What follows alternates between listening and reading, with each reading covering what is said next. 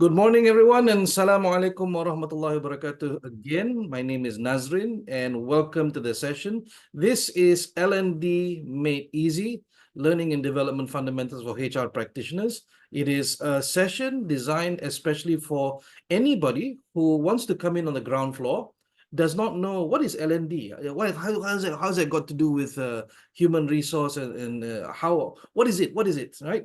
So there's a lot of people out there who, when I said I was going to do a National Training Week topic, I especially consulted my HR friends, and they said, Nazrin, maybe you should do an introduction.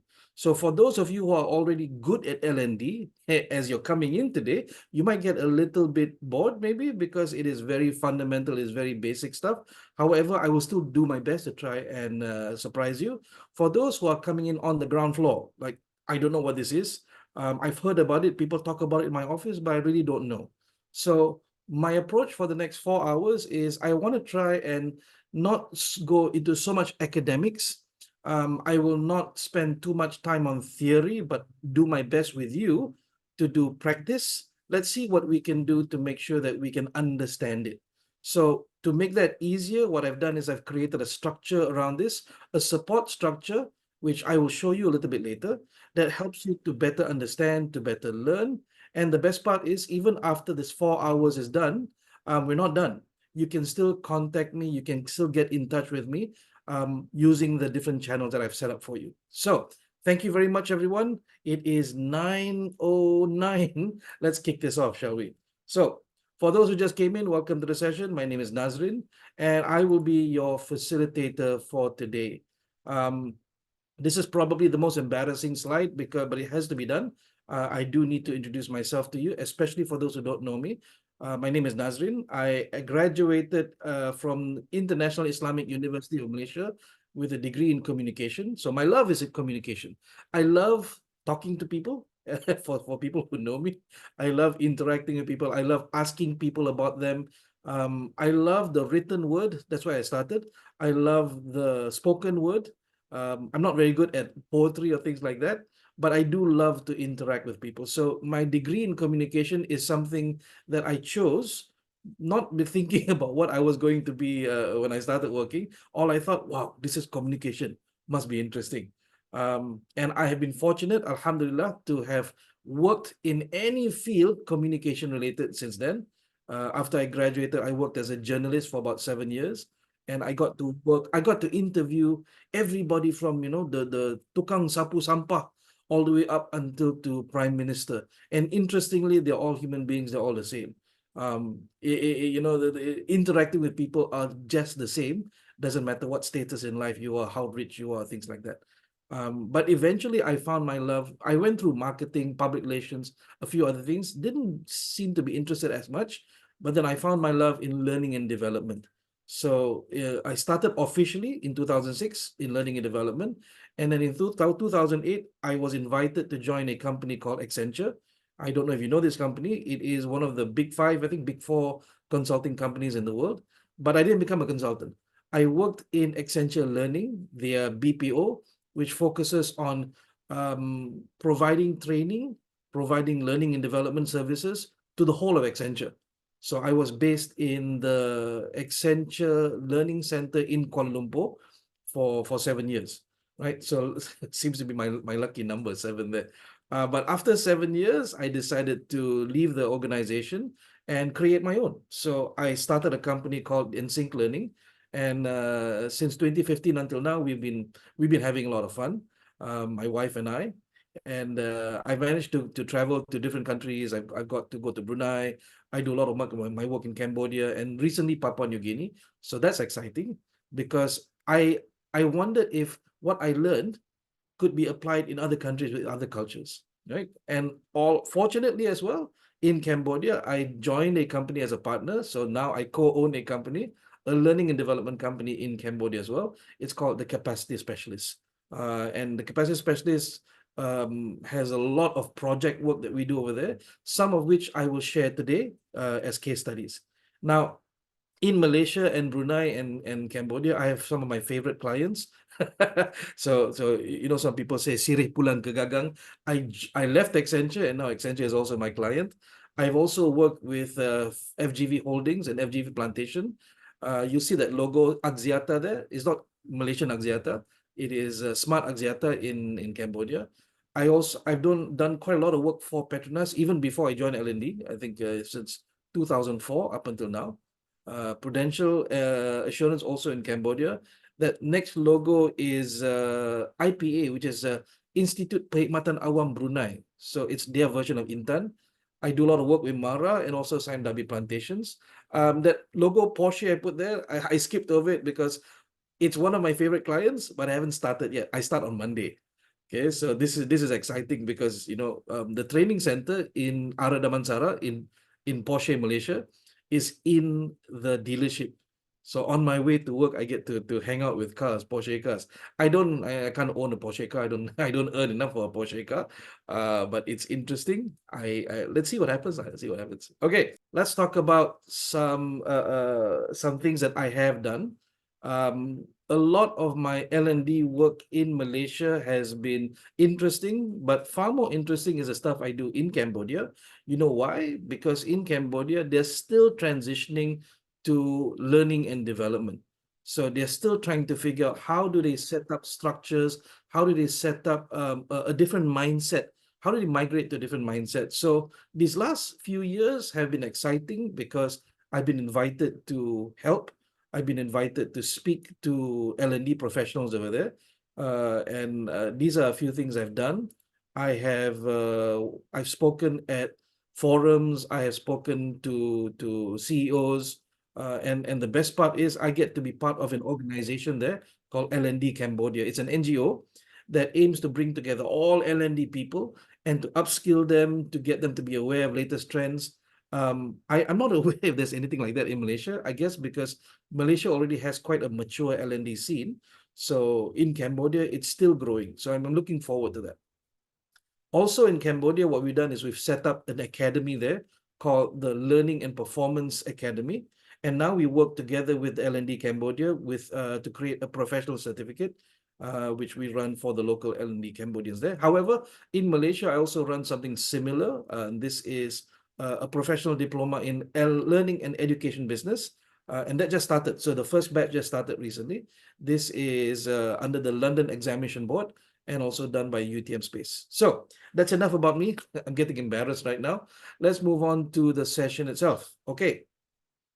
Very important stuff. We need to talk about course logistics. So I'm going to put this up here. You can either type it out by eye. Okay. This is the course website, which contains all of the links that you need for the next 4 hours. So anybody who's attended a virtual class with me will know that I typically don't like to put in links into the chat because, it gets messy. And then people will say, Mr. Nazrin, I missed the link. Can you put the link again? So what I've done is I collected all of the links necessary and I put it onto one site. Okay.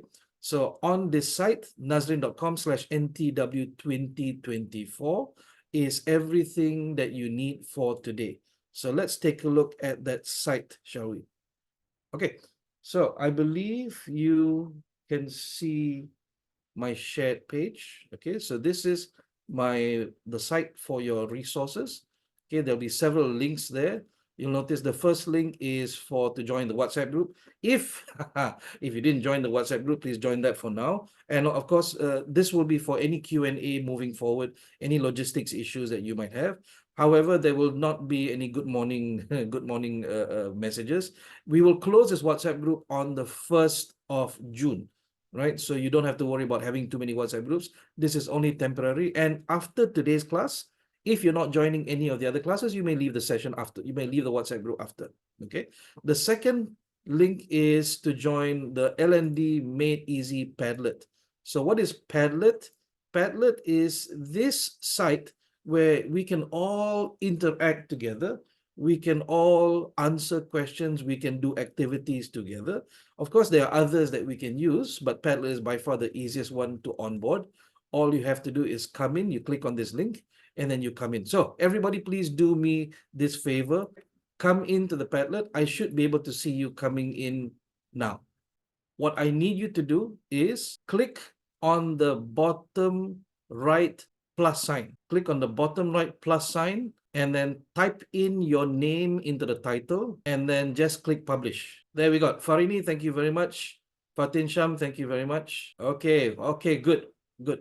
So this will be our learning space for this morning, which means that sometimes I will say, okay, go to the Padlet, don't close this site, go to the Padlet, and then we'll do the activities here.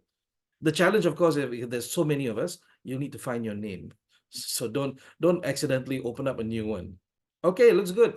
Thank you very much. Let's go back to here. There is a link for a pre and post test. So I'll have to warn you up front, because National Training Week under HRDC and Kusuma requests that we take attendance. Okay, so we want to make sure that anybody who gets their certificate earns it, which means that I've created a pre and post test, something that you will need to do before we start the class, and then something you need to do at the end of the class. So if you do the first and you don't do the second, it is considered that you did not attend the full class. But if you do the first and you do the last one at the end of this class, then you will be considered complete. So I'm going to click on this link and then show you what that looks like. So this is the pre and post test. Okay. So anybody who's registered will have their names here. All you have to do is click on drop down and you will find your name in there. All right. Thank you very much. The next link is the Q&A on Facebook. If you click on that, you will find that I've set up a single post on Facebook. For those of you who are younger than me, I apologize if you don't use Facebook anymore. You use IG, fine. You can still ask your questions in WhatsApp. Now, why do I use Facebook for this? It's easy for me to track. When you ask a question in the comment, I can reply to you there, and you can ask follow-up questions so we don't bother other people. Okay, because WhatsApp tends to be very, very disruptive. But with Facebook, it's easier to track those comments. So why not use something free? We have free Facebook right there. Okay. The last one is, if you click on that link, click to download resources. You'll find a Google Drive which has several resources that I put in. I will talk about it during the session. And if you need to know more, you can always download them. The first one is the Fifth Discipline. It's a summary of a book by Peter M. Senge, a book by Accenture called Return on Learning, a report by, I believe, the Harvard Business Review called The Great Training Robbery, and then an Excel spreadsheet on how to calculate your training ROI. I know some of you will appreciate that. Let's move on to our very first question. And the question is to be answered on the Padlet. The question is this: whether you have any experience or no experience at all being in HR or L&D or being a trainer or whatever it is, right? Or maybe you have no experience being in HR, but you have experience being a participant in a training.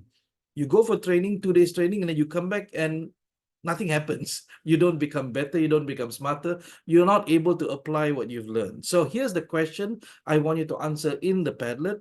Why does training fail? It can be from a HR perspective, can be from an employer perspective, a supervisor, a participant, a trainer, right? So I know some of you here are trainers. So answer the question, why does training fail? And as you update your answers, we should be able to see it in the Padlet. So see you in the Padlet now. Okay, so Weiling says training needs analysis was not done. That's good. Fazrin, you put into comment instead of your own. So you need to click on your tab to be able to fill in the pad itself. I understand this is the first time using it, no problem. Shifa says, do not understand the objective of learning. Yes. Fazrin says, trainees may not see how the training applies to the job, leading to a lack of interest in the material. Good. Melvin says, not open to learning. Die. Namarol says, because people don't know the overall picture of what they are learning about, having bird's eye view on the matters and why they have to do it is important. Well done. Sharifa Faziato says, Faizato, I apologize, mispronounced your name. Sharifa Faizato says, training is not suitable to learners' learning styles. Good. Piria says, no proper analysis done on the need of the training prior to the training. And Pepe says, not engaging. Alia says, cannot apply in job. Thank you, Alia. So the question is, why cannot apply in job? What's the issue there that does not make it applicable in their job? Farhana says sometimes trainers don't cater to everyone in the room and focuses on one particular set of group or one example. Yes. Why does the training fail? I don't know who typed this in because the course itself not interesting. Yeah. Umi Saliha says because the participants are doing multitask at training plus job, especially in virtual training. Is anybody multitasking between my class and something else? I understand. So my job is to make me more interesting than your task. Hafiz says low engagement with the participants. Fazrin Haizal says trainees may not see how the training applies to the job, leading to a lack of interest in the material. Interesting. Surya says not linking training to business outcomes. Gayatri says not. Oh, Gayatri disappeared. Salahuddin says objectives are not clarified before training starts. Training is conducted for the wrong group of people. Hafiz says low engagement with the participants.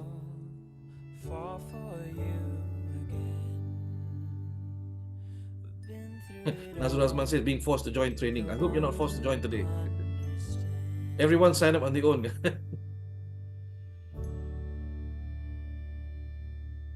Charlotte says the participants did not interest in the subject. The engagement and the trainer and the trainees are low. Yes. Trainee don't understand the full content, says Farid Saad. Alia says no commitment for the training. Okay, thank you. Here's the question then. Why are they not committed for the training? What causes that?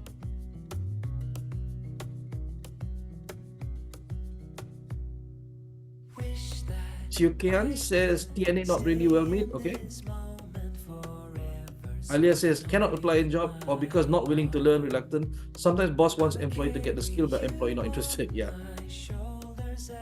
Martin Sham says not implemented or not related to the work culture or flow. Correct. So sometimes trainers, and I'll say this on behalf of trainers, we have no idea how you do work. So when we come in, if you're asking us to come in and do training for you without understanding your work culture, without understanding what issues you actually face, it's going to be very difficult for us to customize. But this is what happens. Ali also says skill learned, but no facility or infrastructure equipment in the organization. Yep, makes sense. Okay, looks like we're getting a lot of very good answers. I'm going to give you a countdown. Let's see if there's any more. SF Chan says not understanding the requirements. Can you explain to me what requirements are you talking about? Is it requirements? Is it the trainer and the trainee not fulfilling the requirements of the skill gap, for example? Or is it the participants not understanding the requirements or company not understanding? What is it? So which one you're referring to? Mika says staff is not interested on training. They will go if being forced. Yeah, or also if they run a training in Langkawi. No, okay. Nur Ain Shifa says no engagement. The method for the training not suitable for certain group. Need to analysis first. Guys, I think you're in the wrong group. Everybody here already knows what I'm about to talk about. So why did you come? But thank you for coming. I feel both happy and a bit scared now because the people in the room actually know what this is about. So there is this document called the Great Training Robbery. You can download it, read it. I'm trying to summarize as much as possible and localize, but a lot of what's mentioned in there is also similar to what we have here.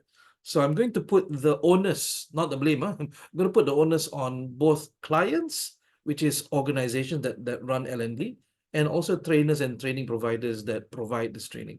So what are some of the reasons why training is not effective or training fails? Yeah. When clients see training as something that only is to be spent, okay?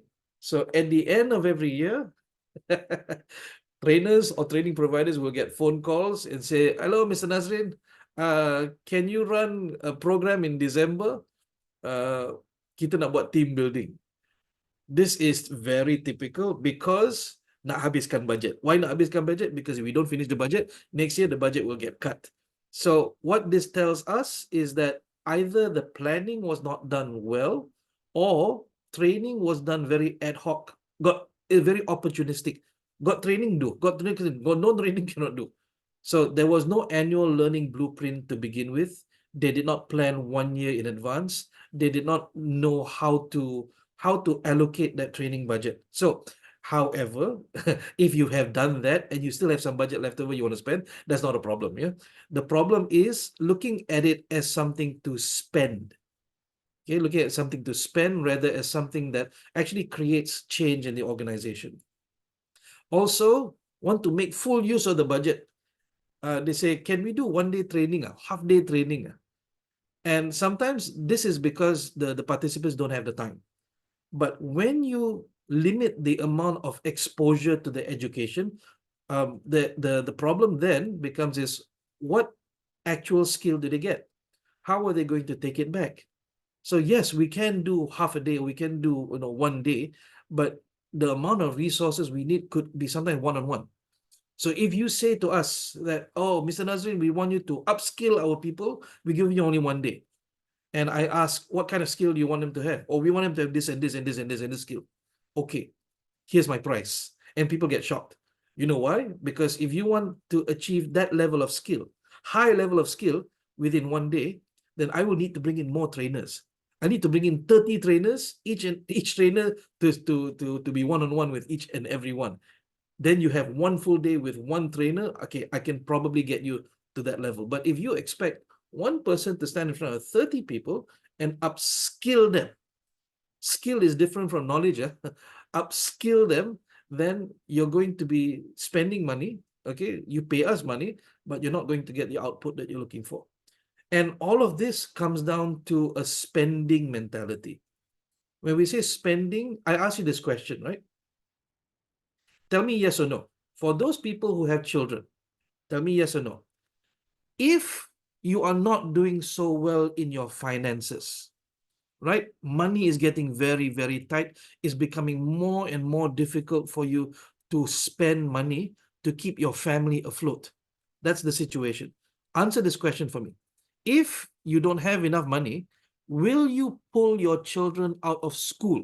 You tell your kid, Mama tak boleh bayar sekolah, we will stop you from going to school. Tell me yes or no. Will you stop your children from going to school? Thank you for the correct answer. Because this is the question I often ask to CEOs, I often ask to chief learning officers, I often ask to leaders in the organization. You know why? Because whenever times are bad in any organization, the first budget to disappear is training. Services disappears first. Why? Because they believe that, oh, this one we can do without. But here's the problem, right? I'll show you another book later. Here's the problem. If you don't train your people now, in 5 years' time, they will not be able to keep up with the change. So in reality, when times are bad, that's when they need new skills. That's when they need new knowledge. That's when they need to know how to overcome this particular change. Right? So if you say to me that you, at a personal level, you will never you will find a way to keep your children in school because you know why? It's an investment in their future. So organizations who cut budget for training, I'm not making an accusation, I'm making a prediction. Yeah, organizations who cut their budget for training, what happens is 5 years down the road, they will have employees who are not able to cope with the change that has come, right? So what happens? They have to let people go, they have to recruit other people with new skill sets, and that becomes far more expensive. But I'm not blaming the clients only. I'm blaming us, trainers and training providers. We come into clients and we give you hit and run training programs. Yeah. Because clients also say, can you do a two-day program? Oh yeah, do the 2-day program. A hit and run is what I call a 2-day workshop where nothing happens afterwards. We don't follow up with the participants. We don't guide them. We don't coach them. We don't give them activities to do to help them to transition the knowledge transfer. Okay, so for those of you who are just coming in fresh, I want you to memorize these words, knowledge transfer. How do we get from the classroom to the workplace? How do we make it effective? Yeah, because what's happening in the training industry in organizations is the same thing that's happening in school and universities. Knowledge transfer becomes difficult when they start working, but employers say, oh, these graduates cannot do work, got no critical thinking, got no creative thinking, cannot no accountability, which means that, hang on, were they not taught this in school or university? They were probably taught, but what happens is they're not able to apply. So there's a knowledge transfer gap there that needs to be bridged. Number two is training providers also still have a training versus learning mentality. Some training providers, they look at the ease. Okay, so clients will say, hey, can do communication training. Training providers say, can. As long as you pay me money, can. I will do for you. 2 days communication without even asking. So what are the outputs you're looking for? What is the issues that you're facing? And again, clients also sometimes make it difficult. Just don't ask so many questions. Just give me a communication course. That's all I need. So we're both at fault here in the sense that we both contribute to why training does not do very, very well. Yeah. So what is the difference between a training mentality? Training is what we give. Learning is actually measuring how much they are able to pick up, how much their attitudes have changed, how much their knowledge have increased, how much their commitment has gone up to be able to apply. And of course, commitment to practice when they go home, yeah. And then the last one, this one, we share the blame for this one. Level 1 evaluations, which means that the only data that we that we seem to collect for clients and clients want to collect is at the happy sheet level.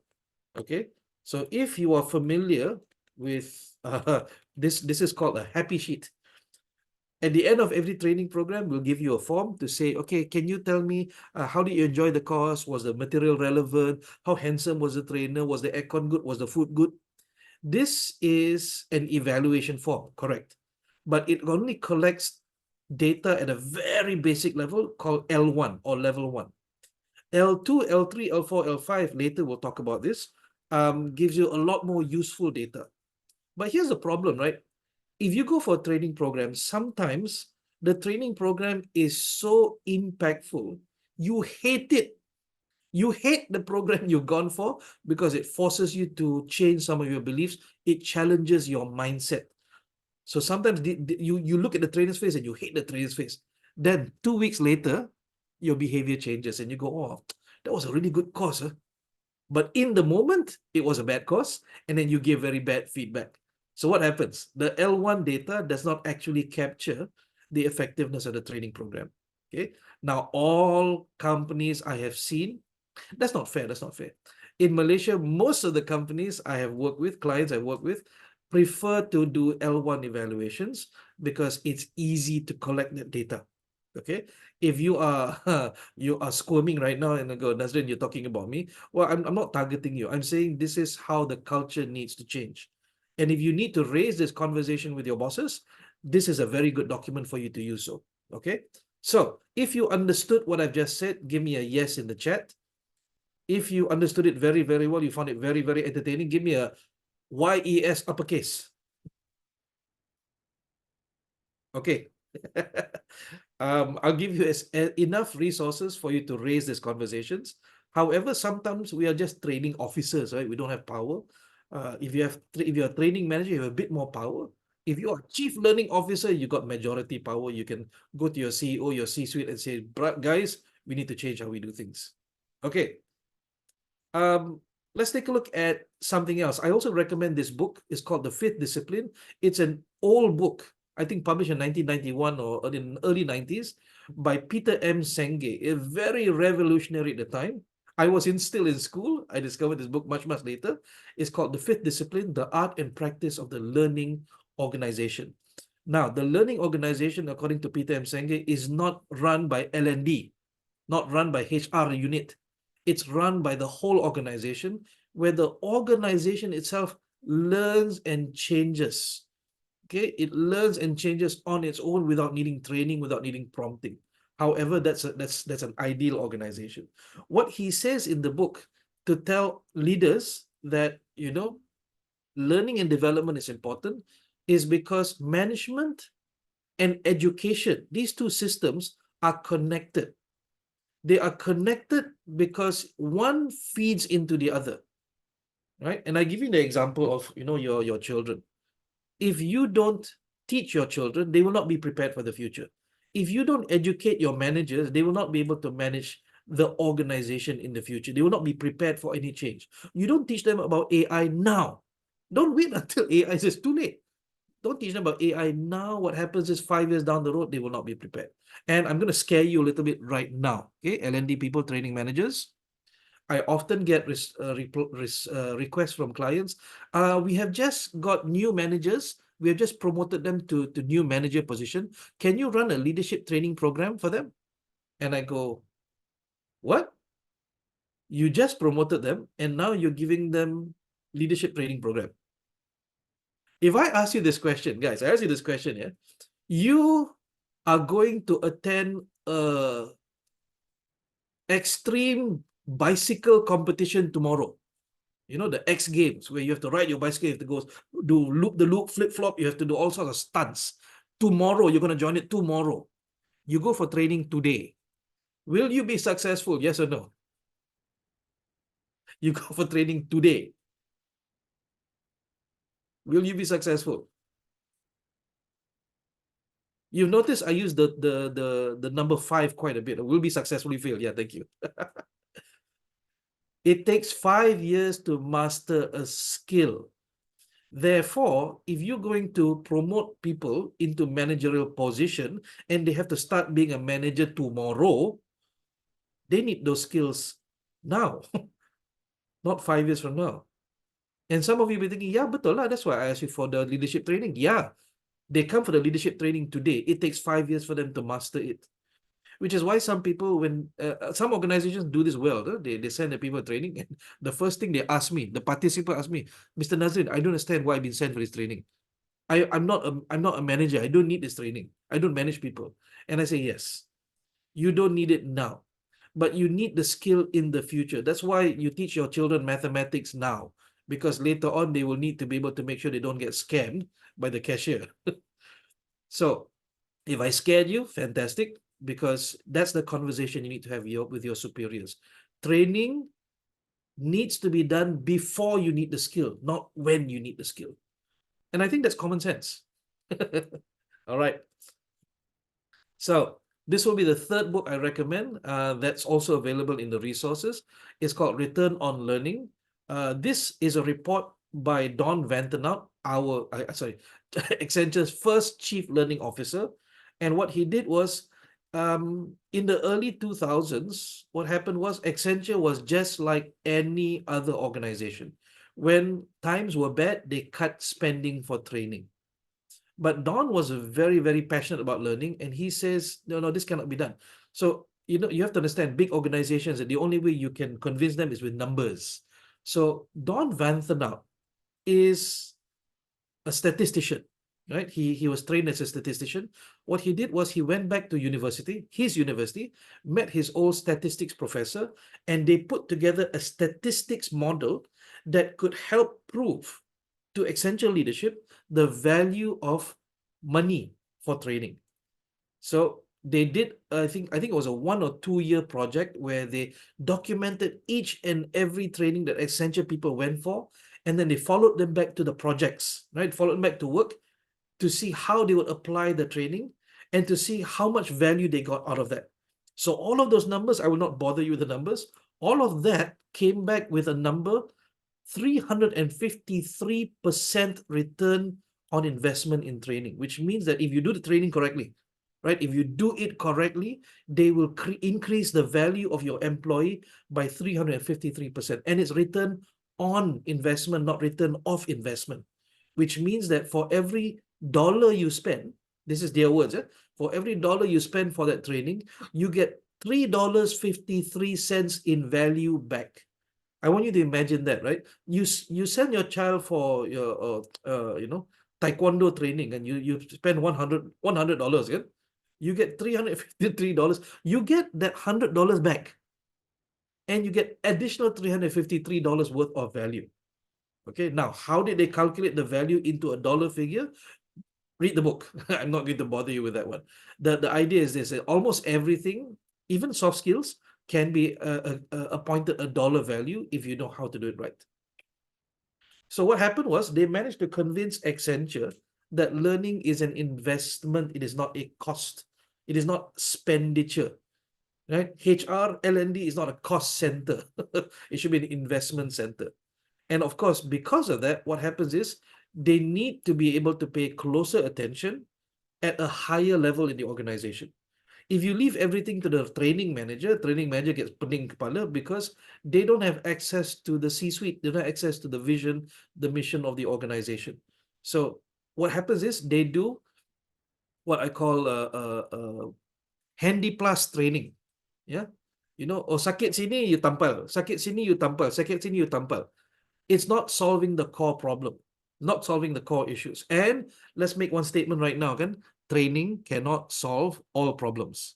There are some problems that need to be solved with an increase in salary, some of the, with new laptops. Okay, training cannot solve all problems. I think you know that, and I think you need to have that conversation as well. Okay, so as a result of that, what Accenture did was, even in downtimes, in fact, when there were downtimes, that's when trainings picked up, because now their people had time. They got nothing to do. That's when the people went for training.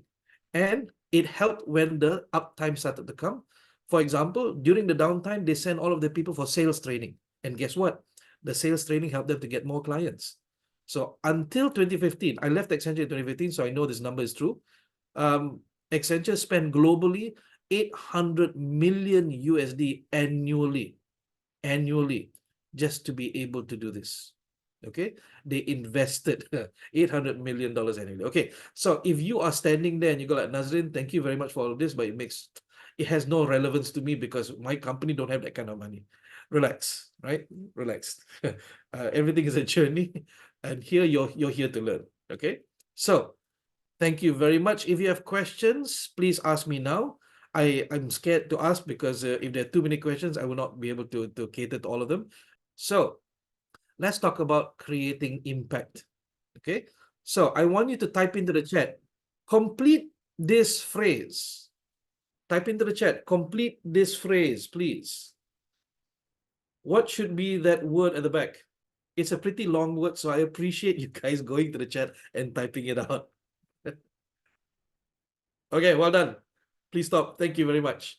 So yes, in the 1980s, in the 1990s, we had training and development as a concept. So it was good that it was not just training, it was training and development. Okay, so training as a whole, this is what we do, this is what we give to our participants, this is what we give to our employees. Development is we track their their progress over time. We track their development, whether in their career path and things like that. However, in the early 2000s, the shift from training moved away.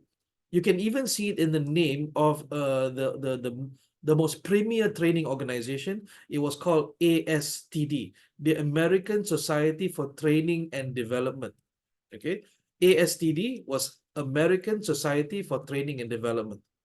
But when they started moving away from training, they changed their name to ATD, the Association for Talent Development, which means that training is the focus of what we give to people. We need to change our mindset from training to learning, which is now understanding what they need to learn in order to do their work, right? What they need to learn. And this is where, training needs analysis comes in. And I'll say this, right? A lot of training needs analysis I see in organizations is simply sending out a form or an email to their heads of department. Hey, what training do your people need? That's the bare minimum. So the so-called TNA is nothing more than just a question in an email, which if that's happening in your organization, you want to have a conversation with your superior, try and get it a bit more improved, right? Okay, in these 4 hours, I can't handle all of the nitty-gritties, but if you ask me questions later on in the Facebook, I'll see what resources I can pull up for you. Okay, but not too technical today. But the idea is this: when you do TNA at a very detailed level, it gets very expensive. It takes a long time, but I tell you, it is worth it. It is worth it because then you know what learning they need specifically. And it's not part of today's conversation, but you also need to have, if you're a very mature organization, you must have a robust competency framework. Okay, a robust competency framework that is able to tell you what are the skills gap for your every particular employee. I tried to fit it into today's 4 hours, but I think it's too much. Maybe I'll run another NTW topic later on in the year. Just focus on competency framework. Maybe you like that a little bit better. So watch out for that, because it just popped to mind that it's so sad I can't fit it in today, but I would still love to talk about it. So competency framework in an organization is like a map that tells you every skill that every employee needs to have, and then also tells you the different levels of skill that they should have. And if they don't have that level, what is that skills gap that you need to prepare or find learning programs for? Okay, so Seng Hui Chi, don't worry, the slides will be updated into the resource page later on. I didn't put it in today because it'll give some stuff away. The slides will be available. Not only the slides, the recording will also be available to you. So the slides will be in the resource Google Drive after this, right?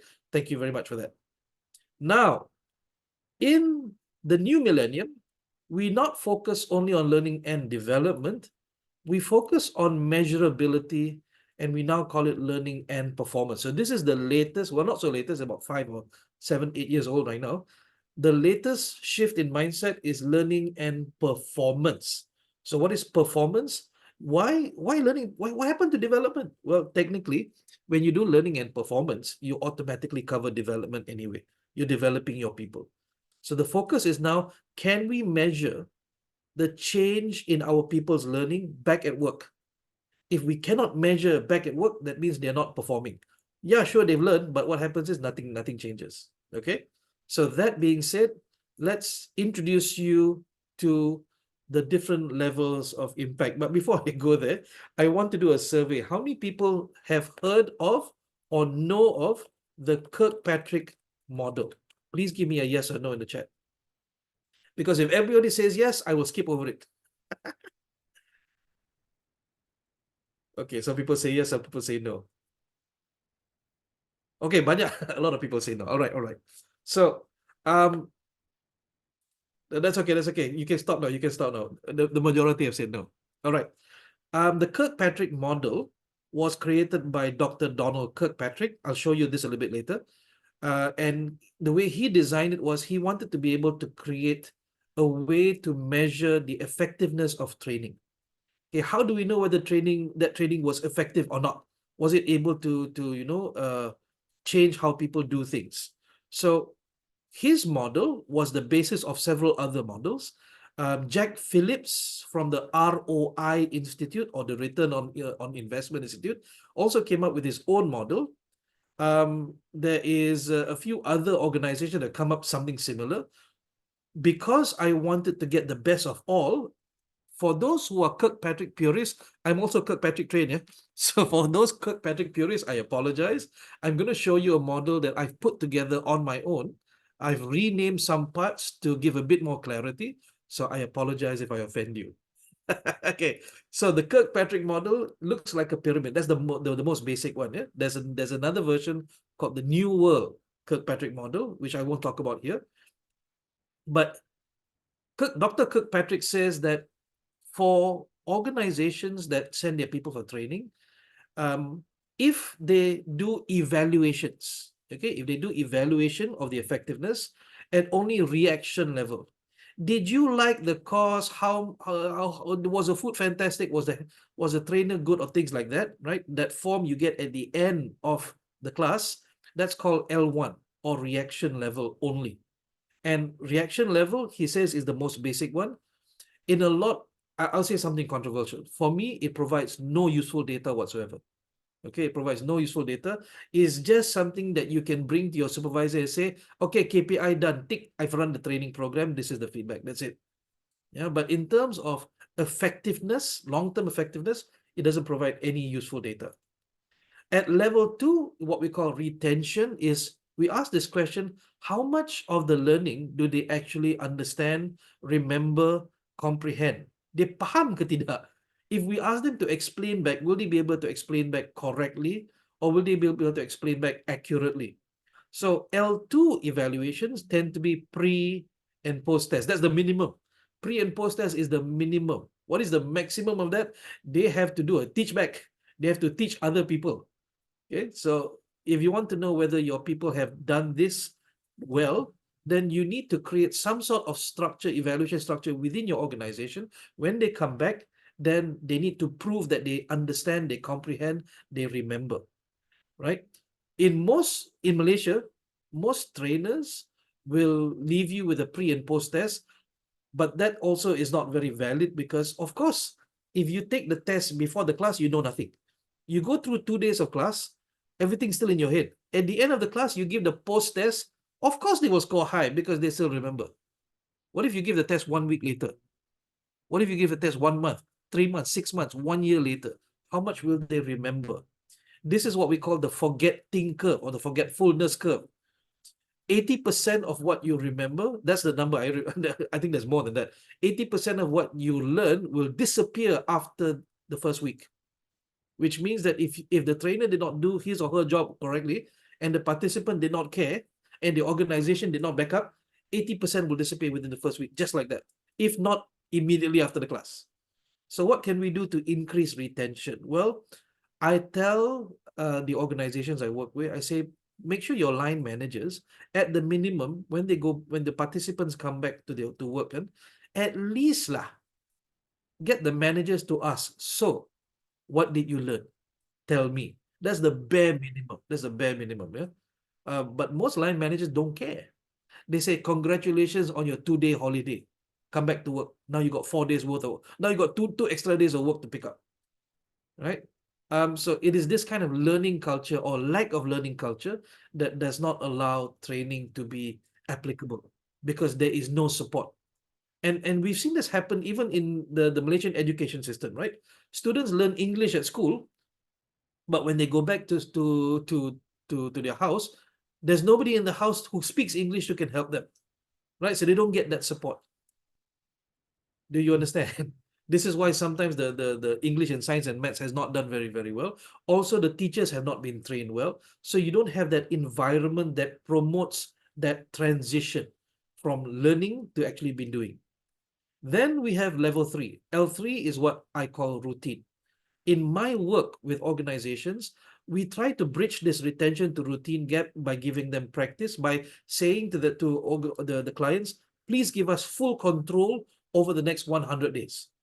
Okay, so not full control, but we want to be able to interact with the participants over the next 100 days. We give them coaching, we give them mentoring, we send them emails, we have phone calls with them, we have video calls with them. Just enough, not too much to bother them, but just enough. We support them with LMS. So some people say, LMS, I've seen that work. Well, it's worse if you don't do it at all, right? So we want for them to be able to go from understanding to be able to actually practice in the workplace. And what's critical is 2-day workshop, 100 things that they learn, practice one thing only. Focus on 1, 2, or 3 critical behaviors so that they will apply back at home or back at work. And the word routine, look at the word routine. It means every day must apply. Every day must apply that particular technique. Every day must do this with your subordinates. Every day must do this with your superiors. Every day must do this with your stakeholders, with your customers. Because if they're not applying the techniques that they learn, it doesn't become routine. It doesn't become habit. If it doesn't become habit, it doesn't change behavior. If it doesn't change behavior, it doesn't change culture, right? Think about getting your children to brush their teeth. Is it you say, okay, I'm going to teach you how to brush your teeth today. Okay, go and brush your teeth. And you ignore them for the rest of the year. You don't check on them whether they brush their teeth or not. But interesting, right? You do that at home, but why don't we do that at work? So L3 evaluations tend to be usually either self-evaluation, self-reporting. They report to you whether they apply or not and how they've applied. Coaching, where the coach also sees, okay, you're telling the truth or not. Okay, be able to evaluate, or the line manager. So the line manager sees whether they are applied or not. And at the minimum, line manager can just eyeball it, just go, okay, I see a change, but I cannot tell you how many percent. Or we can give them something called a performance checklist. A performance checklist is okay, I've done this today, I've done this today, I've done this today. And the manager also goes, okay, I've seen you do this today. Okay, that's the bare minimum we monitor. Now, here's where it gets difficult. L4 is called results. If you go for, let's just say, a customer service course, you go for customer service training, right? And we give you evaluation at L1. Did you enjoy the course? Yes, we enjoyed the course. And then we evaluate at level 2. Can you tell us what you learned? Well, I learned that when customers come in angry, okay, I should greet them at the door, because evidence has shown that when you greet them at the door positively, 80% of their anger drops. By the time they reach the customer service counter, they will not have much. They'll have some anger, but not much left. Okay. L3, do you apply this every day? Yes, I have done this from the first day after the training for 30 days, and I've noticed that there are certain kinds of people that can apply on, some cannot apply on. I see. Okay, so let's see if you can apply it a different way to a different personality type. Okay, go back, try again. So for the next 90 days, you do that routine, you apply what you've learned. Let's see what happens. Is there any measurable difference in the results? Do customers seem more happy? Do they now press the happy button on the feedback, the feedback electronic button thing? Okay, excellent. Do you start getting more in that sense? If the answer is yes, then congratulations, your training has reached effectiveness at level 4. Now, how much, that is for you to decide. Now, here's a challenge with measuring at level 4, right? How do you know that the result is because of that training? Maybe because some participant got bonus. Maybe a lot of them just came back from a holiday. Maybe they went for another training. So that skews the results a little bit. So in many cases when I do work like this, we do something called a learning journey. A learning journey is we take them through a workshop, we take them through coaching, we take them through mentoring, we give them a learning support, sometimes a WhatsApp group, sometimes a Facebook group, as some place for them together. We get them to meet to share their successes, okay, and then we measure either with the line manager or we measure with them, okay, or we the trainers, we the coaches measure their, and we come up with those results, okay. So what are the results? You can do increase in sales as a result. You can say increase in speed in writing report time as a result. You can say, the manager gives you a rating that says, okay, I cannot explain why, but I notice my team now works better together. Okay, then we ask the manager, if you could give a number, how many percent more have they improved? I'm going to give 35% more. Fantastic. Now you have a number that you can report. So that means that not all results need to be money. Which is why some organizations, they immediately go to ROI. What is the ROI of the training? Guys, not everything can be measured by ROI. Yeah. So I'm disagreeing with Jack Phillips a little bit. He says everything can be appointed a dollar figure, but sometimes, according to the Kirkpatrick partners, they say much better than ROI is ROE. Okay. ROE stands for return on expectation. Okay, so return on investment you can find anywhere. You'll try and force fit a dollar figure, but return on expectation means, is this the change you expected? Is it going in the right direction? And if the answer is yes, well done. Okay, and the answer has to come from the client and not from the trainer. If the answer is yes, well done. You have achieved level 5. So, which is the easiest to measure? L1. Which is the most difficult to measure? L5. Which is why most organizations, they either stop at L1 or they do L2 performative sahaja, just to show that it has happened pre and post test. Now, why don't you want to go all the way to 3, 4, and 5? Because a lot of organizations have so much training to do. Imagine having to track 300 trainings across a whole year. 30 people times 300, how many people is that to track all of that? So of course, most training and development or learning and development departments, they don't have the manpower, they don't have the capacity to do so. However, with AI available now, it's much easier to track. There are I'm not going to promote anybody, but there are organizations out there, and there's one I'm working with in Cambodia right now that has the ability to track everybody's performance with just one click of a button. Okay, if you want to know what that company is, I'll be glad to introduce you. But let's not do it here right now. All right. If you understood what I've just explained to you, give me a yes in the chat. If you really appreciate it, give me an uppercase YES. If you think, wow, this is really, wow, I really like this, okay, give me YES. Okay, good. Weiling, I'm surprised. Weiling is a senior L&D practitioner here, and she's giving me uppercase YES. Thank you for that. All right, let's move on. So I saw some people with very advanced answers in the Padlet. So how do we, if you are at a very high level in your organization in terms of learning and development, when I say high level, I mean in position, you're a chief learning officer, or you are in a small company, right? And you are the training manager, there's nobody above you. You are the one who decides everything. So when you want to plan your training, there are different ways you can start from, okay? If you want to plan for something that's highly impactful at level 4, then you need to plan from level 4. So for example, this is what we call a business needs analysis. If you want to run training for your staff, you look at them and you say they need communication training. Hang on. Communication training leads to what? Leads to better communication lah. Okay, fine. What does better communication look like? Tell me. Well, I want them to be able to communicate better. Tell me more. What does that mean? Okay. I want there to be a reduction in conflicts. Okay, good. We got that now. Now we have a number. How many conflicts do they have? About 3 to 5 a day lah. 3 to 5 a day. Can you want to reduce that to 1 a day? Yes, let's reduce to 1 a day. So now you have a measure for what is considered desired outcomes and leading indicators. You now know what you want to achieve. So we call this a business needs analysis. How does it impact the business? I want them to reduce their report writing time. It takes 1 hour. Okay, how much you want to reduce by? 30 minutes, 50% down. Okay. Sometimes the trainer or training provider negotiate, well, my content right now can only reduce by 30%. Can lah. They say can lah. Okay, let's go. 30% also can. So now you actually have a number. Then what you do is you do a performance needs analysis. What do they need to do on a daily basis? You cannot impact a lot. Oh, I want them to do this and this and this and this and this and this and this and this, and you expect a 2-day training program.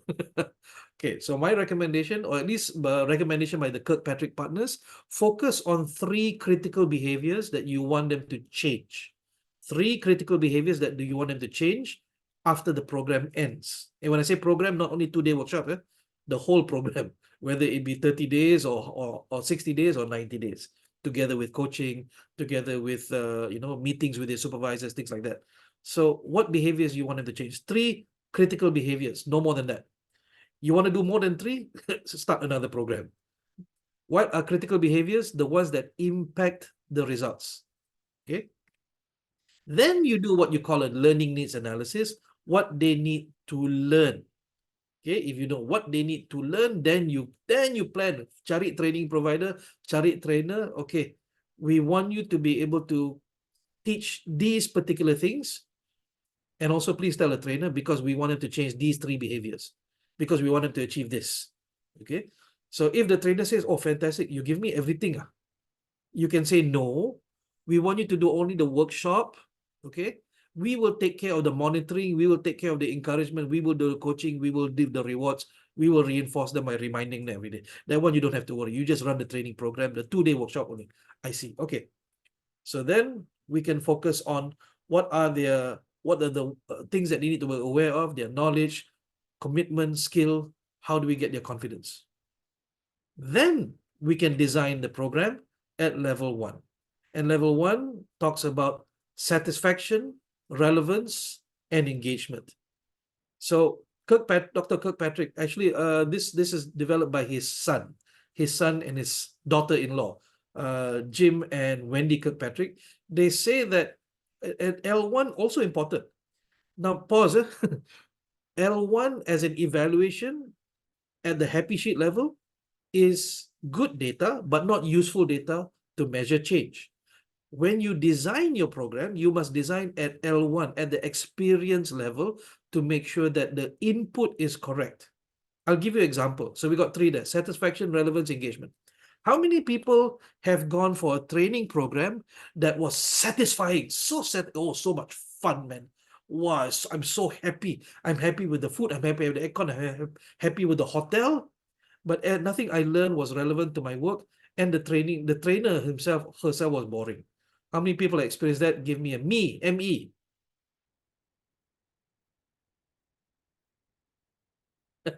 That's sad. That's sad. At least got to go to hotel, kan? Get to go Langkawi. Okay, stop. Thank you. Second question. How many people have been for a training program where, wow, everything this trainer is talking about is relevant to me, and I really appreciate the training. Wow, this material is really good. But the aircon is freakingly hot. The food is terrible. I got stomach ache. And this is boring. So boring. But the materials are good. I'm really learning. How many people experience that? Give me a me. You scratch your head. How come this trainer is so boring, but the material is useful for me, but I'm not enjoying myself? Okay, good. Last question. Last question. I think everyone will be able to answer this. You go for a training that is highly engaging. It's a lot of fun, but you didn't learn anything. You're not happy with it. Balik boss tanya, what did you learn? I don't know, but I had a lot of fun. Type in me. Okay, well done. Thank you very much. This is why sometimes training managers, they're very worried. They ask the trainer, hey, is your training fun or not? Okay, so first question, is your training fun? That's a valid question. Yeah? Please don't let anybody say, what are you talking about? Training is learning lah. When we talk about fun, it's actually relevant. It's relevant because fun reduces stress, allows knowledge to go in. So it must be engaging. It must be engaging. Number two, the content must be relevant. Relevant to what? Relevant to what the learning needs analysis, relevant to the performance needs analysis, relevant to the business needs analysis. It must be relevant to all of them. Okay. Satisfaction? Okay, that's the part of the question where the food. Imagine coming for a class that is very relevant, very engaging, but you have to sit in a U shape and you cannot do group activities, or you have to sit in a theater style where there are people sitting very far away and they cannot hear the slide, they cannot hear the speaker, things like that. So the thing is, you want to be able to have all three. So audit your trainers, audit your training providers, make sure that they can fulfill. Well, satisfaction usually is not the trainer's purview. It's the training manager, set up the room, the air conditioning, the food, all of that. Okay, that satisfaction falls on that. Also, please, projector. Never, if you give a blur projector to the trainer, right? Everything else, the food, the air conditioning might become irrelevant. So please make sure you have good quality projectors. Invest in a good projector, and switch it off when you don't need to, so you don't burn out the bulb. Okay. Okay. So what questions do you have for me? Please ask me now. Joanne and Hu Kokgan, the materials will be, like I said, in the Google Drive, so you can download everything from there. If you have questions, please ask me now. If you have no questions, give me an N in the chat so that we can move on. We're coming up for a break at 10:45. Okay. So if you have no questions, either you understand it very, very well, or you don't understand it enough. All right. Cool. So let me introduce you to a simple way of doing this. Now, of course, it's a lot more complex than this, but this is called the BPL model for business performance and learning. And this gives you a high-level look, right? A high-level strategy that you can take to your manager to be able to build a learning program together with a trainer, together with a training provider. I learned this from my mentor. Her name is Lori Figueredo. She's a learning strategist from South Africa. But she used to work in Singapore, but now she's based in Dubai. My God, this woman moves around. So if you want to know more about her, I will give you her LinkedIn profile in the resources. She's fantastic. I mean, I learned a lot about L&D. I thought I knew L&D until I met her. Then I go, wow, this is fantastic. She has worked with a lot of big organizations and changed their learning cultures. Their learning cultures. I'm still getting there.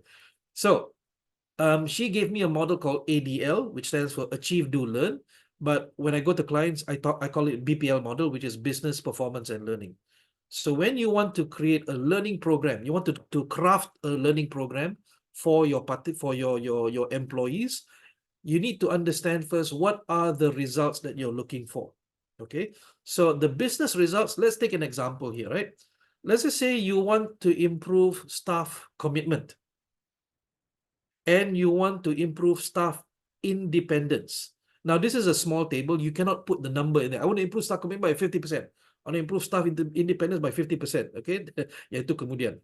My question to you is, tell me in the chat, what are the 3 critical behaviors that you believe they should be practicing? And don't type in yet. Let me finish my sentence. What are the 3 critical behaviors you believe they should be practicing on a day-to-day basis? Repeat, kena buat every single day in order to improve staff commitment and improve staff independence. Okay, pause for a second. I apologize. I go back a little bit. This program is for leaders. This program is for leaders to help improve their staff commitment and improve their staff independence. So my question to you, what are 3 critical behaviors that leaders should be doing on a daily basis to improve staff commitment and improve staff independence? I'll give you 3 minutes. Type in your answers in the chat. Give me 1, 2, 3. Don't type 1 and enter 1.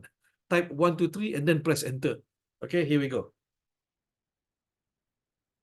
What are 3 critical behaviors you believe that your leaders should be practicing on a day-to-day basis to help them improve staff commitment and improve staff independence? And again, there's no wrong answers. Just give me your answers. Wang says, discipline, walk the talk, patience. Thank you very much. Who else? Farina says, transparency, communication, humble, humility. Good. Kamar Hisham says, engagement, communication, listening. Mika says, critical thinking, creativity, effective communication. Umi Salia says, transparency, discipline, and trust. Hafizuddin says, mastery of the skill, empathy, good communication skill. Thank you. Keep going, keep going. Come. Diana says, time management, communication, empathy. Cool. Engaging, empowering, trust, Salahuddin says. Sharifa Faizato says, clear communication, lead by example, appreciate employees' efforts. Gayatri, hi, hello Gayatri. Communication, employee engagement, trust. June says, critical thinking, walk the talk, EQ. Alia says, trust, transparency, empathy. Shukri says, open communication, trust, and engagement. Joanne, clear communication, trust, and teamwork. Charlotte, communication, discipline, and trust. Farhana, trust, transparency, clear communication. Okay, we're seeing some interesting combinations here. When we talk about critical behaviors, what you have done there is you have a bit of a mix. Okay, so when you want to go to your superior and you want them to be able to understand, these are the things I need them to do. These are actually things to do. Okay, so you want to frame your sentence in what are they doing. So on a daily basis, here's an example. Yeah. Oh, by the way, this is a real example of something I did in Cambodia. So this is an ADL model or BPL model we brought to the client and we discussed with the client face to face, so it's easy for them to understand. We use flip charts, we use post-it notes and things like that. So one critical behavior we want them to do is build positive relationships with their team and other people. Okay, build positive relationship. We want to see this behavior. Of course, when we do the performance checklist, we need to define what does building positive relationship mean? What do they need to do? What are the techniques that they need to apply every single day? Second is coaching. So every single day, they must coach at least one team member. And every single day, they must apply influencing skills on their team and their stakeholders. So if we do this correctly, if we do this analysis correctly, when they do these 3 things, it will contribute towards improvement in staff commitment and staff independence. Now, is this a sure thing? We don't know, right? So there have been moments, there have been programs that I ran where we thought we got the correct answer. And then halfway through the program, we discovered the critical behaviors were wrong. They were not the correct critical behaviors that lead to the L4. So halfway through, we had to change and we had to give them, I'll give you an example. This company is a language company. If you know British British Council, right? There's another company like that, but from Australia. I will not mention the name, in Cambodia. In 2020, just before the pandemic, if you follow my Facebook, you know which company this is. In 2020, just before the pandemic, we kicked off what's the word? A program. The CEO asked us to teach them entrepreneurship and problem-solving skills. And we went in and we interviewed all of them, all 17 of these participants, all high-ranking officials in the organization. And we thought, no, yeah, pretty much right lah. Problem solving and entrepreneurship, betul lah. Is pretty much what the CEO said. Okay, fine. So we built the critical behaviors, and then halfway through we discovered it wasn't entrepreneurship or problem solving skills. They were having process issues. Okay, because the company was set up as a startup, and each department was allowed to create their own SOPs. Some of you will recognize this problem. They were allowed to create their own SOPs within the department without referring to the other department. So if you understand stakeholder departments, you write a report. You are department A. You write a report. Your report you have to send to department B. Yeah, that's who inherits your report, for them to work on that, to use the data from that report. The problem is department A, in their SOP, report is sent at 4 p.m. daily, on a daily basis. Department B, in their SOP, report must start work on at 3 p.m. So guess what? Every day, Department B is haranguing Department A. When you going to send the report? When you going to send the report? Very late already. Department A goes, hang on, we'll send lah. Not knowing that each of them have different expectations. And in some cases, they don't even write this down, but they say, okay, report must start at 3, report must send at 4. How many people have seen this in your organization? Give me a yes. If it's serious, give me an uppercase yes.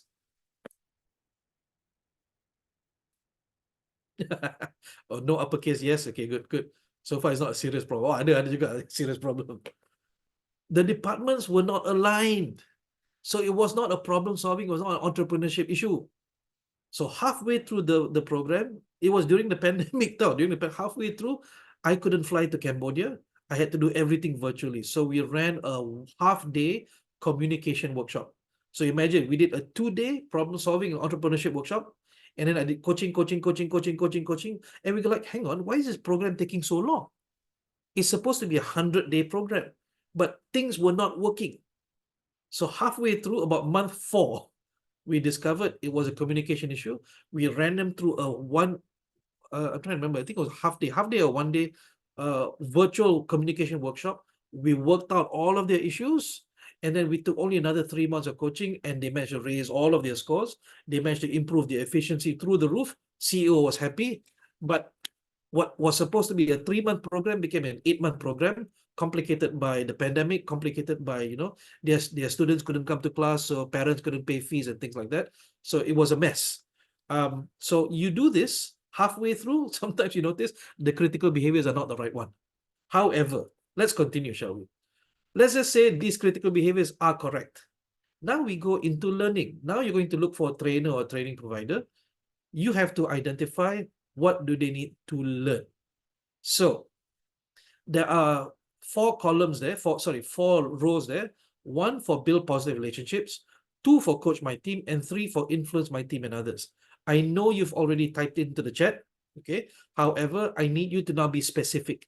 What do they need to learn in order to do those 3 critical behaviors? So give me 1, 2, 3, 4, and then type enter, okay? What do they need to learn? And you can put in number 1, number 2, you can put several skill sets if you want. Okay, go. What do they need to learn in order to be able to do every day those critical behaviors in order to achieve those results? Thank you. Nakiba says critical thinking. Yes. For which one? Is it for positive relationship? Or is it for coach my team? Is it for influence my team and others? So this is where it is challenging. Sometimes you need the training provider to sort of discuss this with you. But in many cases, you could probably do this yourself, and then you do the shopping. You shop around which trainer can do these. Sometimes, if you know enough, you can actually mention the models. Okay, can you do DISC? But that's already solution based. I would recommend that you be open to other options. Sometimes there's other psychometrics or other models out there. Wiling says, okay, for build positive relationships, effective communication skills, okay, coaching skills, question listening skills, build better rapport influencing. Okay, Gayatri says critical thinking or leadership. Now thank you, Gayatri. That's a very big word there, leadership. What specifically a leadership skill that is it delegating? Is it directing? Is it coaching? Which one? Diana says PR, public relations skills, eh? Leadership, creative thinking, negotiation skills. I like that. I like that. Effective communication, leadership, creativity. Okay. Saludin says emotional intelligence, people behavior, communication, leadership style. Yes. Farini, leadership initiative, customer service orientation, cultural competence, ethical judgment, and integrity. And Shifa says managing team, coaching, psychology skill. Hey, Farhana says open communication, active listening, emotional intelligence, coaching. Mika says EQ, motivation, empathy. Haha, oh, these are coming. Kamarisham says communication, emotional intelligence, storytelling. Hey, interesting. Active listening. Nor Atira says interpersonal skills, coaching skills, setting goals, and action plan. Now, do you guys know why I'm asking you to type into the chat? Not looking for a correct answer. I'm looking for many answers. So you read your friends' answers because that can give you ideas for what you can do in the future, right? So many brains, much more useful than just one brain. Okay, 5, 4, 3, 2, 1. Thank you very much, everyone, for sharing your answers. Let me share with you some sample answers from the L2 section. So for build positive relationships with my team and others, what do we believe?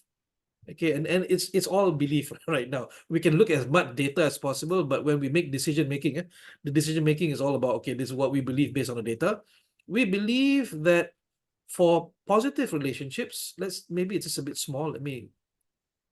We believe that they need to have rapport building skills, specifically how to read body or body language, facial expressions, and voice intonations, and how to match and mirror behavior. So I think somebody put rapport out there, so that's correct. From this and not correct. This is similar to what we have here. Then for the second one, for coach my team, let me just move through all of that so I can, yeah. So communication skills, yes, I saw a lot of people give communication skills, but you must be specific because if you're not specific, you don't know what to look for when you find a trainer. Okay, so specifically, specifically being able to practice a give more than expecting attitude, being able to apply the principles of communication, being able to select the correct purpose of communication when you're talking to someone, and also, oh, there should be a bullet point there. I'm sorry.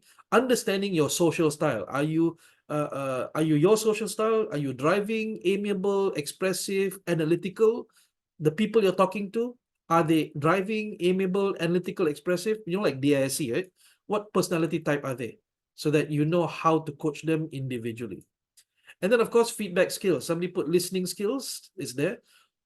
Feedback skills, knowing how to observe, how to listen and ask questions, and how to give feedback using a specific technique. And then convincing skills, because it's how to influence my team and others. How to tell stories. Hey, somebody put storytelling there. How to use body linguistics to influence and convince. How to use the hypnotic drop in your voice to persuade. And then also learning dynamic leadership. I saw some people put leadership skills there. How to adapt your leadership style according to situation, the capabilities of your people, and the task given. So, ladies and gentlemen, thank you very much. You did very well. So the ideas here are all valid. It depends on the real situation. These are conversations you must have with your heads of department, you must have with your leaders, and then you must have with the trainer and training provider. And I know it's difficult because you have a certain budget, you have a certain expectation of time. I cannot let my people go for more than one day. So usually, okay, by the way, before I became an independent trainer and learning facilitator. I was in your role, right? I was in L&D. I know how are we going to do with this little budget and then this much expectation. So the pressure is on you guys. I understand that very much. However, the more knowledge you have, the more you can push back a little bit. And also you can ask your boss, boss, do you want a fun training or an effective training? Fun training with this budget I can do. You want effective training? Let's talk. Okay. So if you understood that and you found that useful for you, give me a yes. If you found it very useful, give me an uppercase yes. That's a very big yes, Saludin. Thank you. Very cool, very cool. Okay, we are coming up for a break at 10:45, which means that I need to give you a test.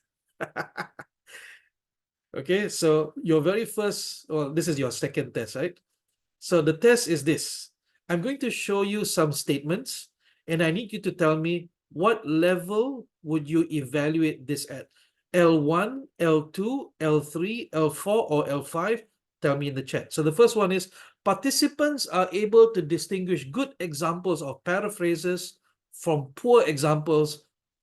So basically, I think this is a being able to read a report, right? They can distinguish between good examples and bad examples. Okay, L2, L2, L2, L2. Are you guys following everybody's answer, or do you actually know the answer? Okay, well done. Thank you very much. Let's see. Yep, you're right. You're right. It is L2. Okay, let's go to the second one. Second one is, participants provide feedback on the relevancy, is that a word, of a learning program to them and their job. Okay, what level is this? Okay, Nakiba says L3. Thank you. Everyone else says L2. Okay, Diana says L3. Gayatri says L3. So let's talk about this. This is measured at L1 because they provide feedback on the relevance of the learning program to them and their job. It is only feedback. It is not evidenced in their behavior. So for those who typed in L2, L2 is about the learning. L3 is about, does their behavior change? Are they applying it on a day-to-day basis? So yes, this was a trick question. However, because of the way it's phrased, we are only measuring it at level 1. So this, at the end of a workshop, can you have that feedback form? And the question will say, was the material relevant to your job? And they'll say, yes, it was relevant. Scale 1 to 5. So this is L. All right. Let's go to the third one. Let's try something a bit more difficult. 6 months after a learning program, employee engagement scores increased by 10% over the previous year. So what is this measure? You guys are too fast. If you guys know this already, you're coming to a session for beginners, no? Okay, Fatin says don't know. Thank you. Thank you for your honesty. Everyone else says L4. All right, 5, 4, 3, 2, 1. Okay, anyone who answered L4 is correct. So why is it L4? L4 is measured at results level. Results are measurable results. Okay, L3 is measurable behavior. So when we say 6 months after a learning program, definitely not L1, and also definitely not L2, employee engagement scores. Okay, that means they did a they did a survey, and they found that the engagement in their employees have increased by 10% over the previous year.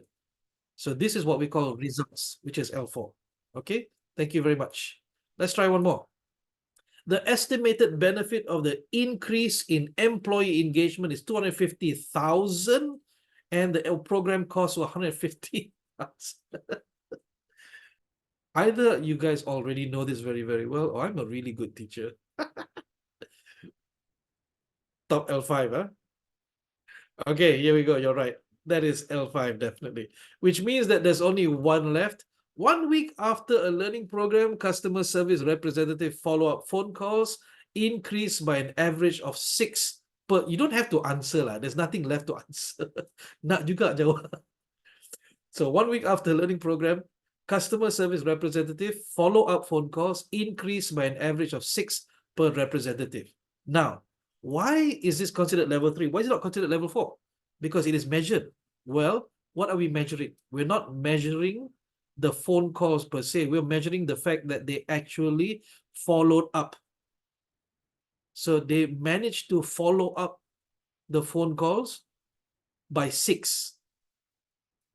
Okay, so that is not a result. That is a behavior change. Result would be that customers increase their buying. Because you know, what was the point of sending people for training? Just so they increase their follow-up calls. Okay, before the training, customer service only make 3 calls per day. After the training, they make 9 calls now. Okay, fantastic. Is that all? Yeah. Any increase in sales? No.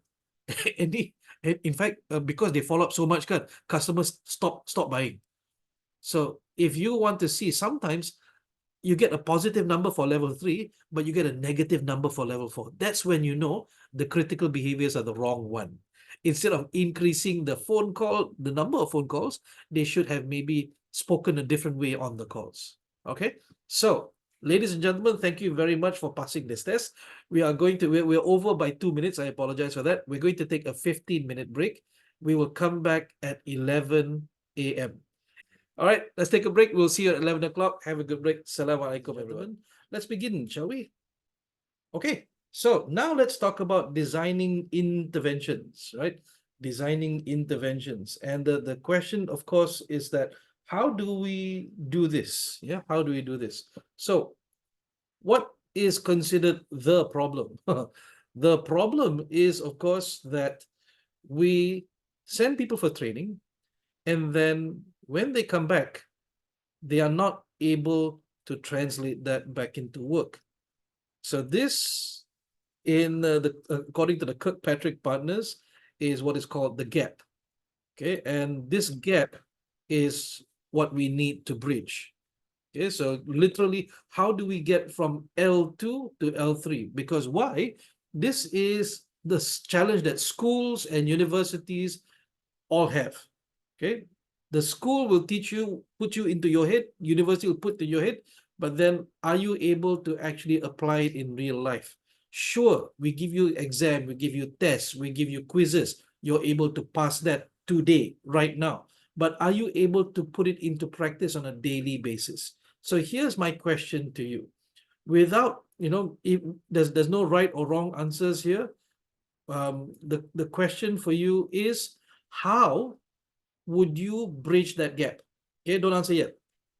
Whether you are HR or L&D or you are a line manager, how would you bridge that gap? What would you do to be able to make sure that when your participant, when your employee comes back from training, they are able to apply, not just apply once, they're able to change their routine, change their behavior, change their habit in such a way that it now becomes automatic run already. The same way you would get your child to learn how to brush teeth and then brush teeth for the rest of their life. Okay, so it's a challenge for you. Answer in the chat. How would you do that? Give me short answers, long answers. I don't care. Tell me in the chat. Tamil Sham says, make it a new normal culture. Okay, I understand that. How would you make it acceptable? Now we're going to deep dive. Huh? You say make it new normal culture. Yeah, but how do you make it acceptable? Faridi says regular feedback and assessment. Okay. Fatin says ask their feedback on that training. All right. Sharifa Faizato says on the job training. Don't ask a question. Be confident. Be confident. On the job training. Gayatri says assessment. Okay. Assessment only tells you what they are. My question is, how would you ensure that they are practicing? Okay. Faridi says regular feedback assessment. Okay. More. Fazlin Haiza says assignments and projects. Interesting. While it says create a habit, how would you create that habit? I love the answers. Give me a bit more detail. How would you create that habit? And again, give me answers the same way you would tell me how you would get your daughter or your son to brush their teeth daily. Give me that kind of answer. Incorporate the learning into daily routines. Good. How would you do that, Pereira? I'm sorry. Yes, Farhana says weekly check-ins with employee and other people around them. Good. Nor Fateh says create a platform of training information sharing, whereas this platform will include what is improvement point that they are going to do after class. Then we'll link with their APA. Good. Fatin says assessment and monitor their work. Shifa says observe their routine. Rajanodania says regular check-ins. Haha, Shukri says give them opportunity to lead a project. Wow, you learn project management for 2 days, now lead a project. Oh, that's interesting. Mika says feedback, sharing, interview, observation. SF Chan says monitoring and observing. Thank you very much. Anyone else? 5, 4. Yes, regular checking in. 5, 4, 3, 2, and 1. Well done. All of your answers. Mika says assignment. Don't ask me the question. You ask me why. You give me the answer. All right. So everything you just said is incorporated into a previous slide. If you saw the slide, you would have seen it there already. In the new world Kirkpatrick model, okay, in order to bridge that gap, and again, I'm telling you, this is the most difficult gap to bridge. In every project I've been on, it's the workshop is easy. Like 2-day workshop done. This part, getting them from zero to hero, is the challenging part. And you need to do 4 things. Okay. You need to monitor, of course. And when we say monitor, there must be someone to either watch over them, or if you trust them, to watch over themselves. They do their own self-tracking.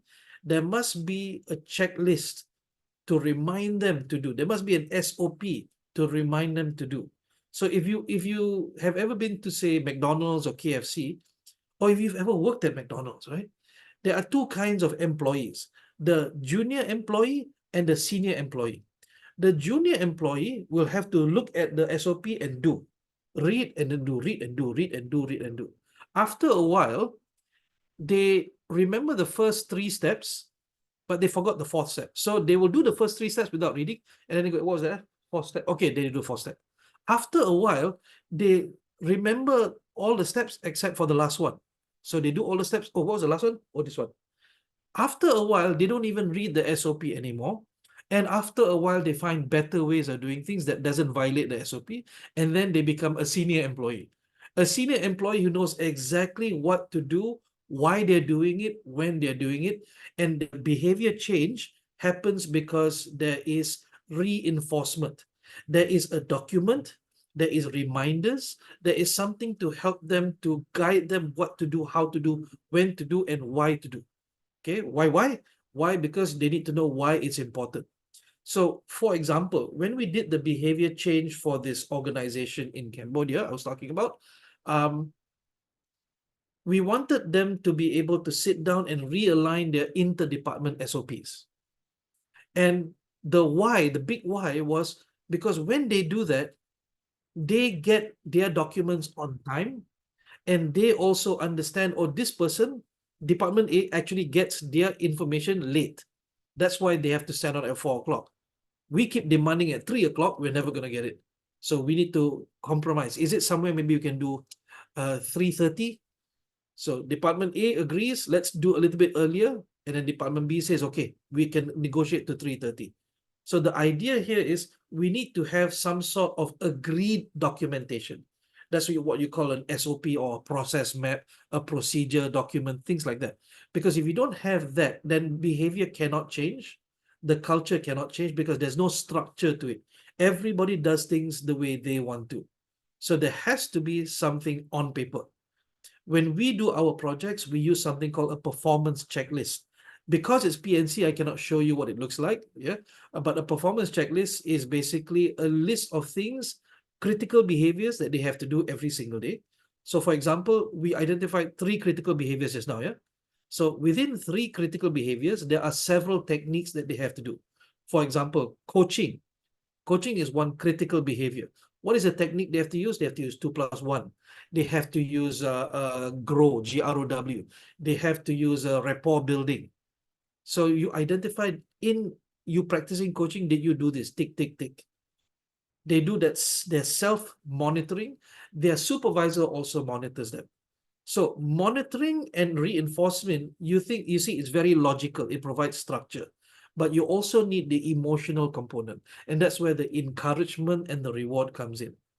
Okay, so people, if you look at people, you need to have structure, you need to have the logic, and you must also have the emotion to be able to help them change behavior.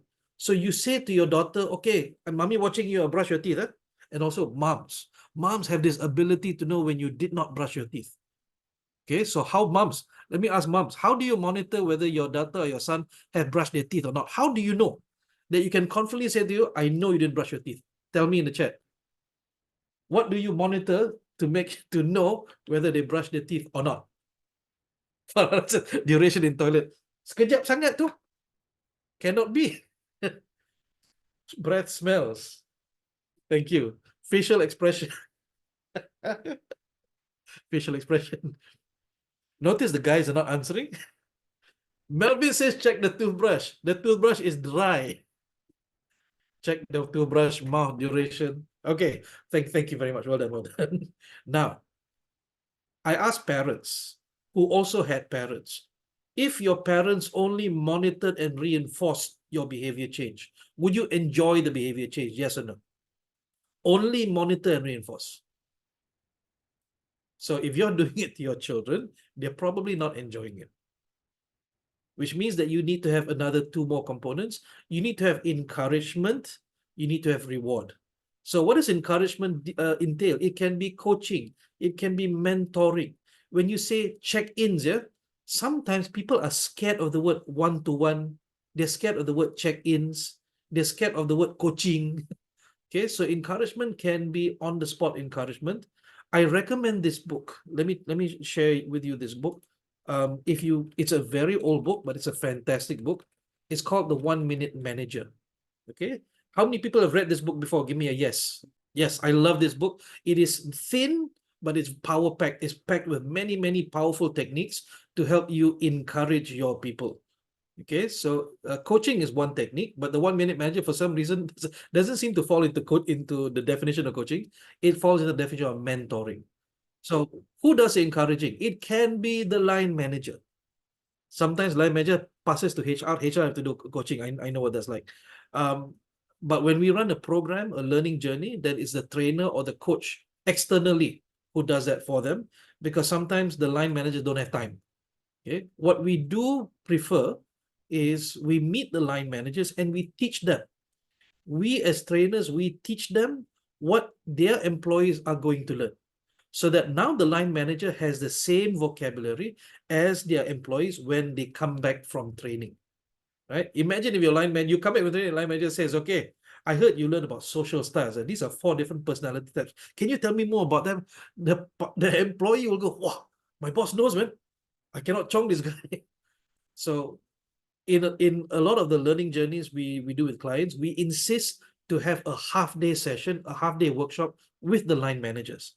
We don't teach them into detail like the participants get, but at least what they do is they know what are the things that their employees are going to learn and how to measure, how to know whether they're doing a good job or not there. So that's how they can monitor and encourage.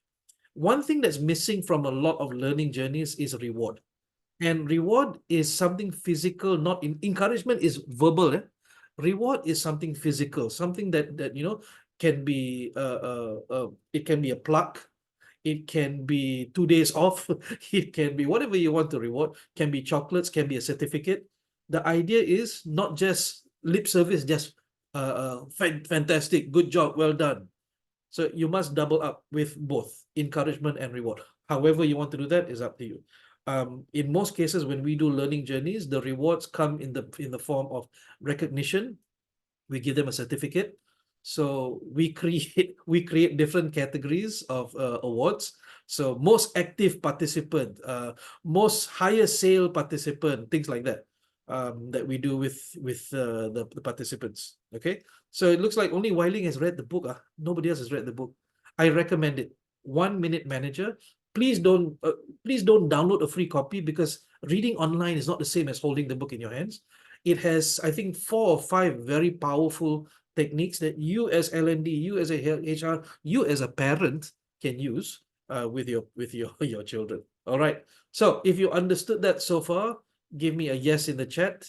If you appreciate it very much, give me a uppercase yes. Okay, good. Here we go. How many people are already familiar with the 70-20-10 learning model? Give me an ME. If you don't, give me a no for NO. So the 70-20-10 learning journey is a theory. It is not fully scientifically proven, but it is a good guideline. And this was created by three researchers by the name of Morgan McCall, Michael Lombardo, and Robert Eichinger. But when they were doing research in the Center for Creative Leadership, I think this was in 1980s. And they came up with a model called the 70-20-10 learning journey, which is supposed to represent the totality of the learning experience, which means how do you know you have learned is if you have gone through the whole process. And the process is divided up into three areas. 10% is what is considered formal learning. Okay. Now, what is considered 10% here? It is reading, watching. So you watch YouTube, you watch TikTok. That's also considered formal learning. Micro learning, and micro learning is defined as just in time, just for me, just enough. So micro learning doesn't have to be micro credentials. I want you to imagine this. Your roof is leaking and you don't want to have to pay someone to fix your roof. So what do? Tell me in the chat. You want to learn for yourself. Where do you go to learn? TikTok, YouTube. Okay, so why do people go to TikTok? Why do people go to YouTube? Because they're not looking for a 5-hour video. They're just looking for a 30-minute video for how to fix my leaky roof. Only that. I don't need to know everything else. So micro learning is something that is just in time. I need it right now. Just for me, not for anyone else, just for me. Personalized learning and just enough. Tak payah banyak-banyak. I just need this. I need to know this much saja. Right? Nowadays, I go to ChatGPT because I asked ChatGPT. I have struggled with my Microsoft Excel and I cannot remember the formulas. So I go to ChatGPT and I say, hey, I need to do this and this and this with my, can you give me the formula? ChatGPT will come up with the formula, I copy and paste and tada, I'm an Excel genius. Once upon a time, I have to call my friend Kelvin, who is a MS Excel trainer. I don't bother him anymore. So now I just use ChatGPT. Okay, so formal learning is what goes input into your head. Your training workshops, your e-learning, the 1/2 day, 1 day, 2 day workshop, that's formal learning. What you are attending right now in your virtual class right now with us, with me, is formal learning. If we go bye-bye, Nazrin says, okay, it's 1 o'clock, congratulations, you've completed the session, bye-bye. What do you get? You get, well, if you do the post-test, yeah, that means you've attended 4 hours, you get your digital badge, you get a certificate from me, and you get a certificate from the NTW as well. The question is that, did you learn? Sure, it was inputted into your brain. How do you keep that learning alive? That's where we have the 20%. So the 20% is called informal learning, or in some areas it's called social learning, because you need to involve with other people. What are some examples here? Coaching, mentoring, collaborative learning, where a group of people, 30 people come for a training program. After the program, these 30 people will go and they will create their own WhatsApp group. And then they will schedule meetings every week to come together and share what they have learned, share what they have done in their workplace. So collaborative learning, I've seen some examples of this where, and it seems like, the higher up you go in level, the more serious they become about the learning because they want the ROI. But the lower down you go, employees, they didn't pay for their own training. So it's difficult for them to keep it alive. So understanding this, what I do is, after learning something, I will immediately apply it with people, and I'll actually go back to my original teacher and ask him for feedback. So recently I learned doodling. I don't know if you know what this is, right? I learned doodling from one of my teachers, and it was a 2-hour session. It was a 2-hour virtual session, and I paid 50 ringgit for it. But I'm telling you, it was money well spent. After the class, I immediately started doodling, and I was not satisfied because I had a black pen and paper. The next day, I bought art paper, and I bought cheap marker pens from Faber-Castell, And I doodle, and I kept taking photos. I posted on Facebook. I posted to my teacher to get his feedback. And what happened was people started saying, "Wow, Nazrin, can you show me how to?" And I passed people to my teacher for them to learn. And I got encouragement. I got monitoring. Who monitored? My teacher monitored me. I got rewards. I think not physical rewards lah, but people were saying nice things. And I also managed to, what was the last one? Monitoring, reward. See, I also forgot. Reinforcement. I got reinforcement from my own teacher. And what happened was that allowed me to bridge and go all the way to the 70%.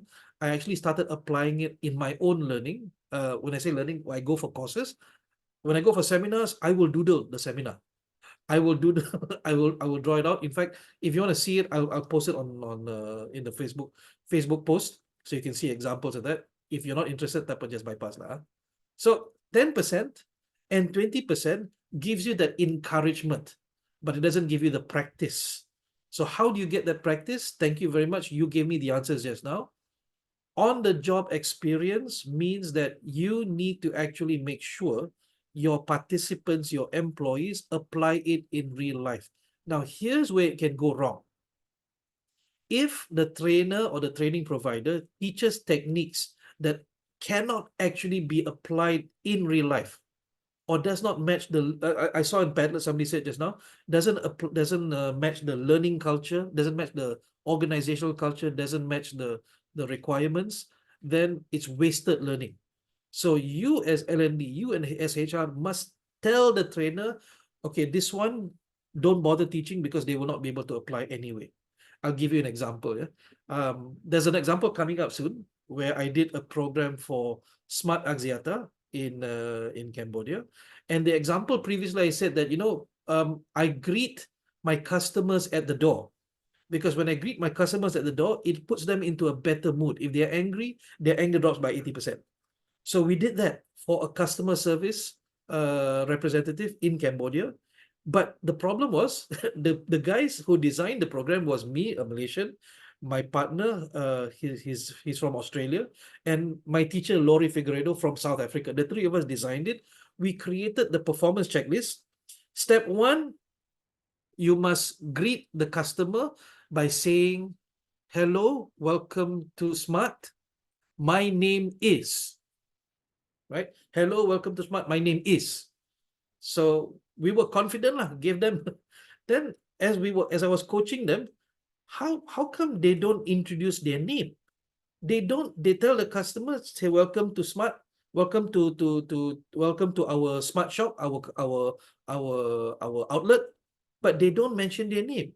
And I go, this is weird. So when we talk to HR, and HR did not tell us, in Cambodia, it is very rare and it's very weird for someone for anybody to introduce themselves by saying their name. Let me ask you this question, right?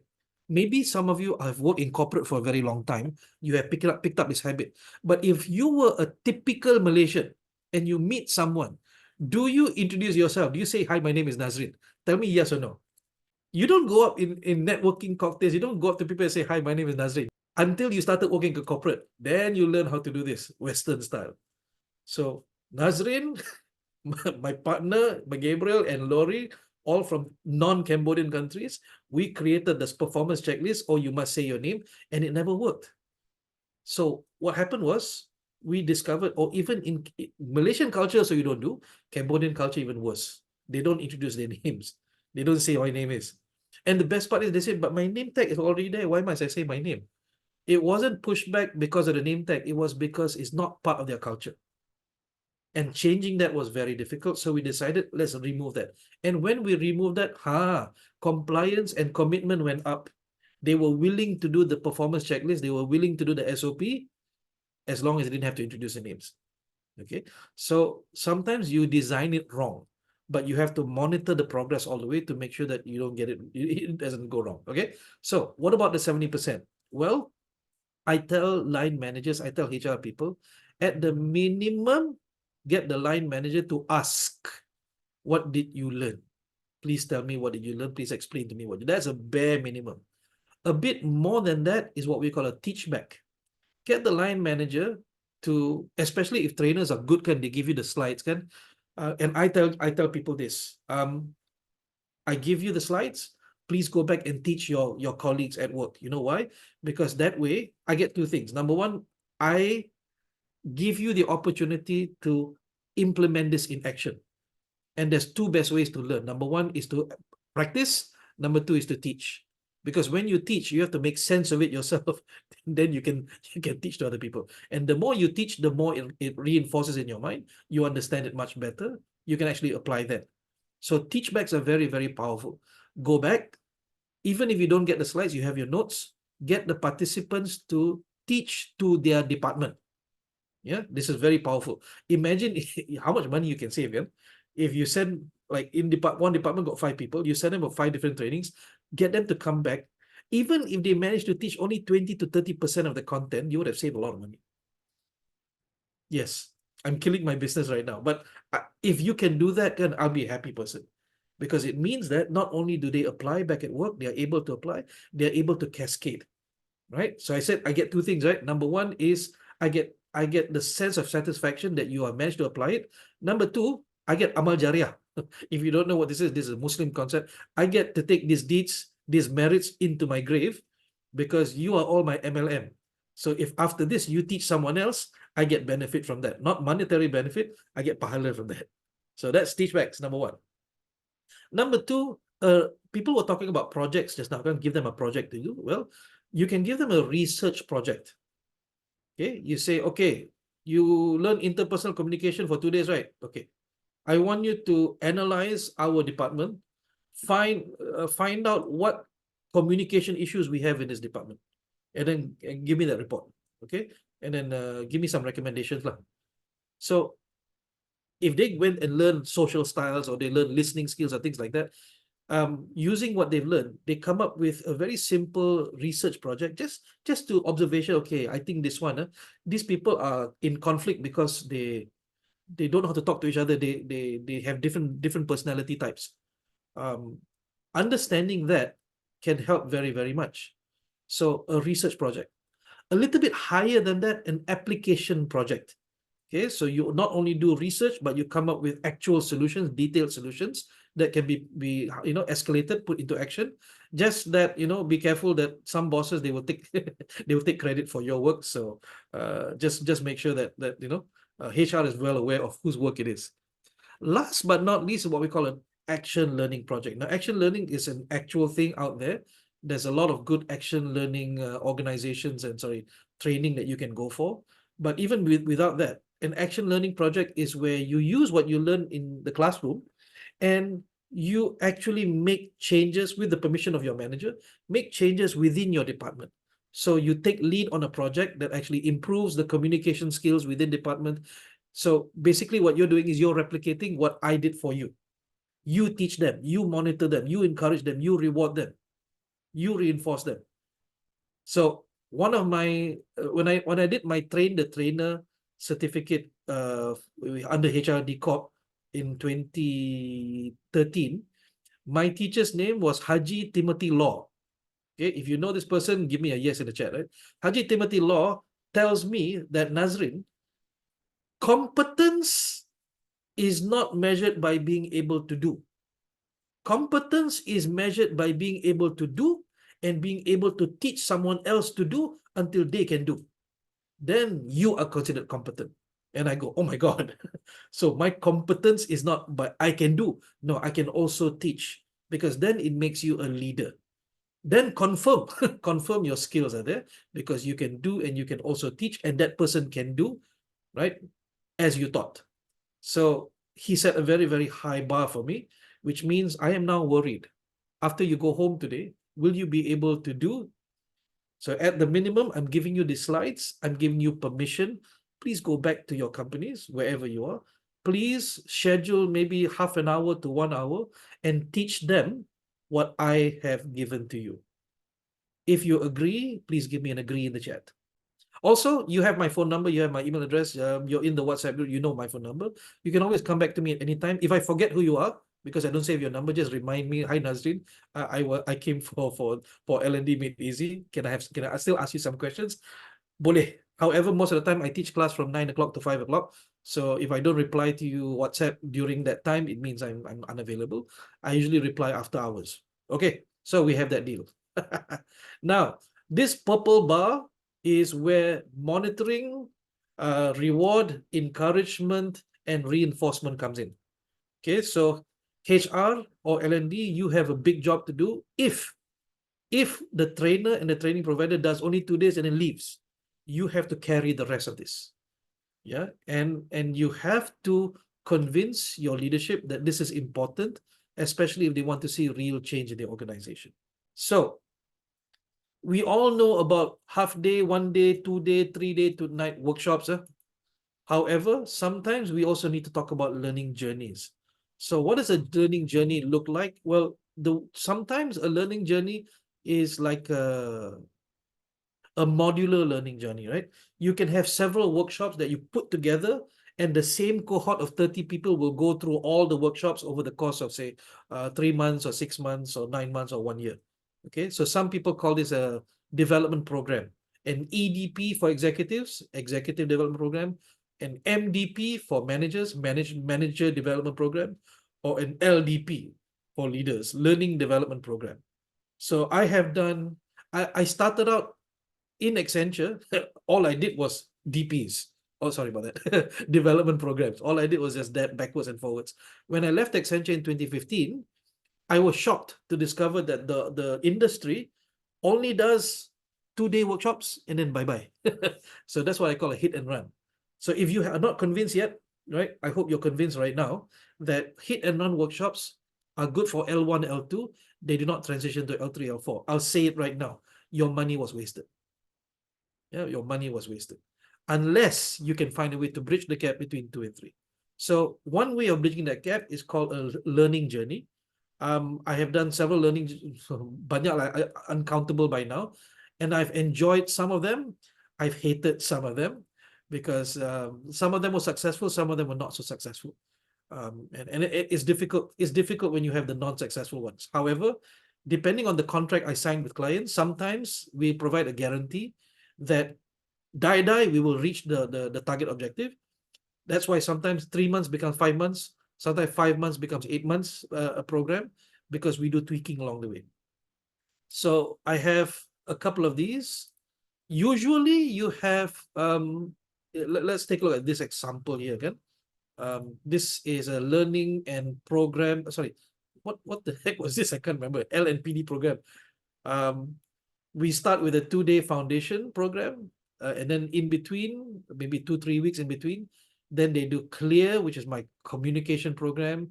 They do Leap, which is my leadership. They do Coda, which is my coaching program. Strategic thinking. PACT is building teams, not team building. How do you as a leader build teams? So PACT stands for passionate and adaptive, passionate and collaborative teaming. And then we have a capstone project at the end where they have to prove how they can apply back at work. This one is a bit simpler. It's a 60-day project, a 60-day program, 2 days foundation, not simpler.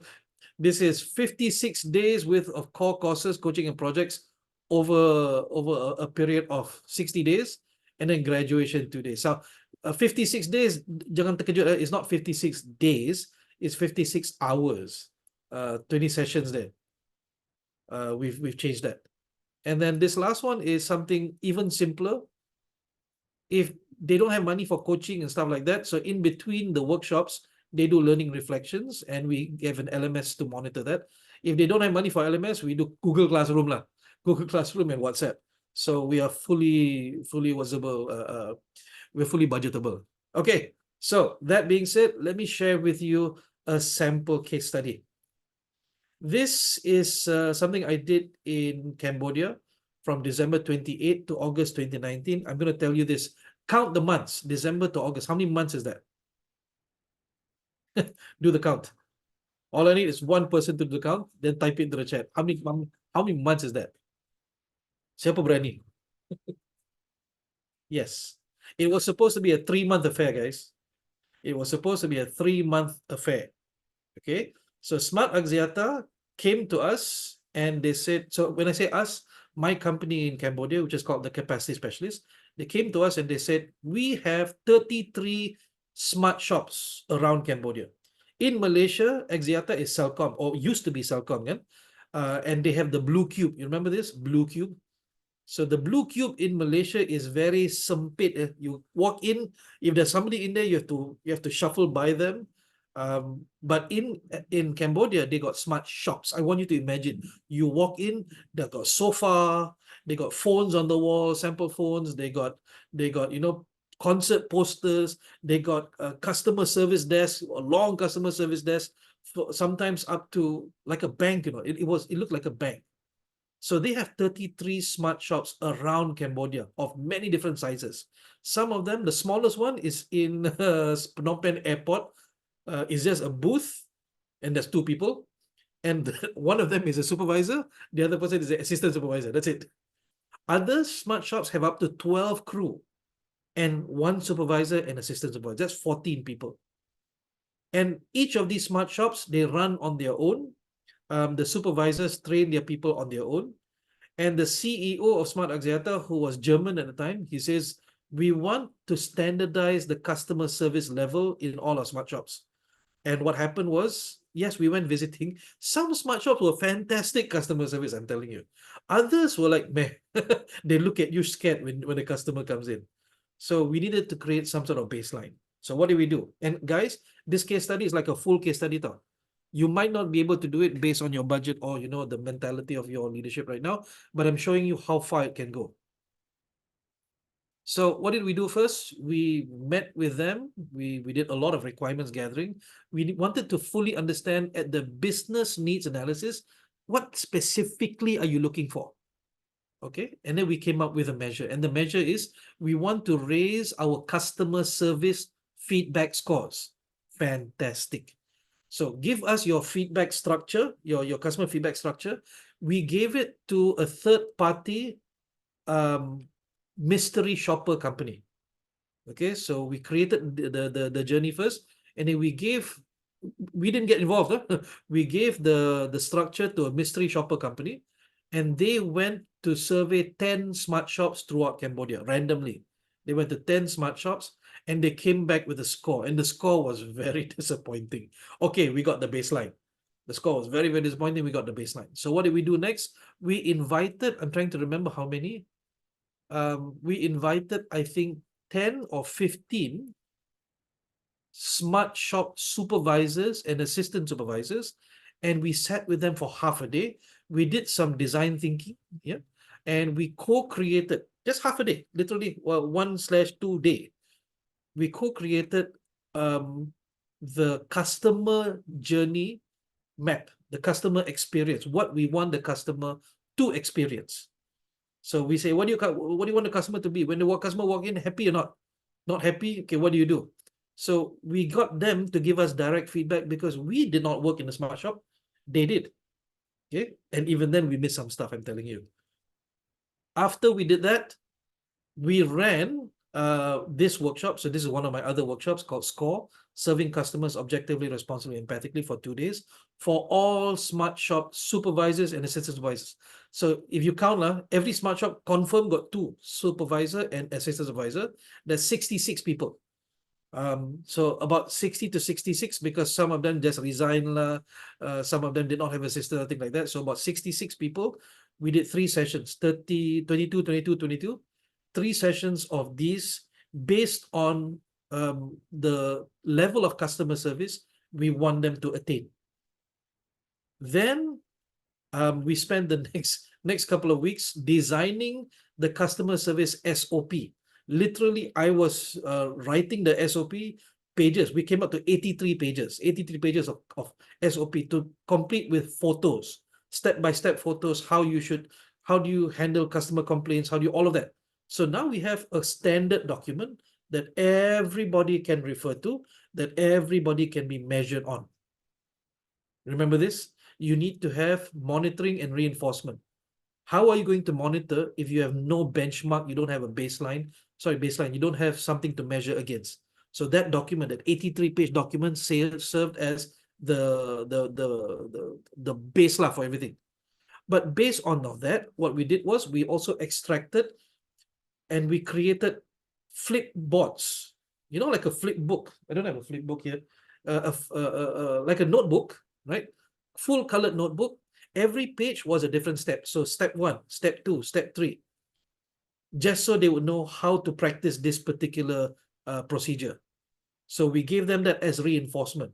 Because can you imagine reading an 83-page document? That means you have to print 83 pages for all the crew. You got 12 crew, you got every crew 83 pages on the table. So we took it out, we designed with colors and photos, and we gave them small flip books so that they could flip through when they forgot a particular part of the procedure. Then the difficult part. We called all 66 back after that, and we taught them how to teach the SOP to their crew. Mind you, we were not teaching the crew directly because we're not Cambodians, we cannot speak the language. The supervisors and assistant supervisors can speak English. So we taught them in 2 days how to roll out the SOP to their crew members. Now we became blind. You know why? Because we had no direct access to their crew members. After that, we did application coaching.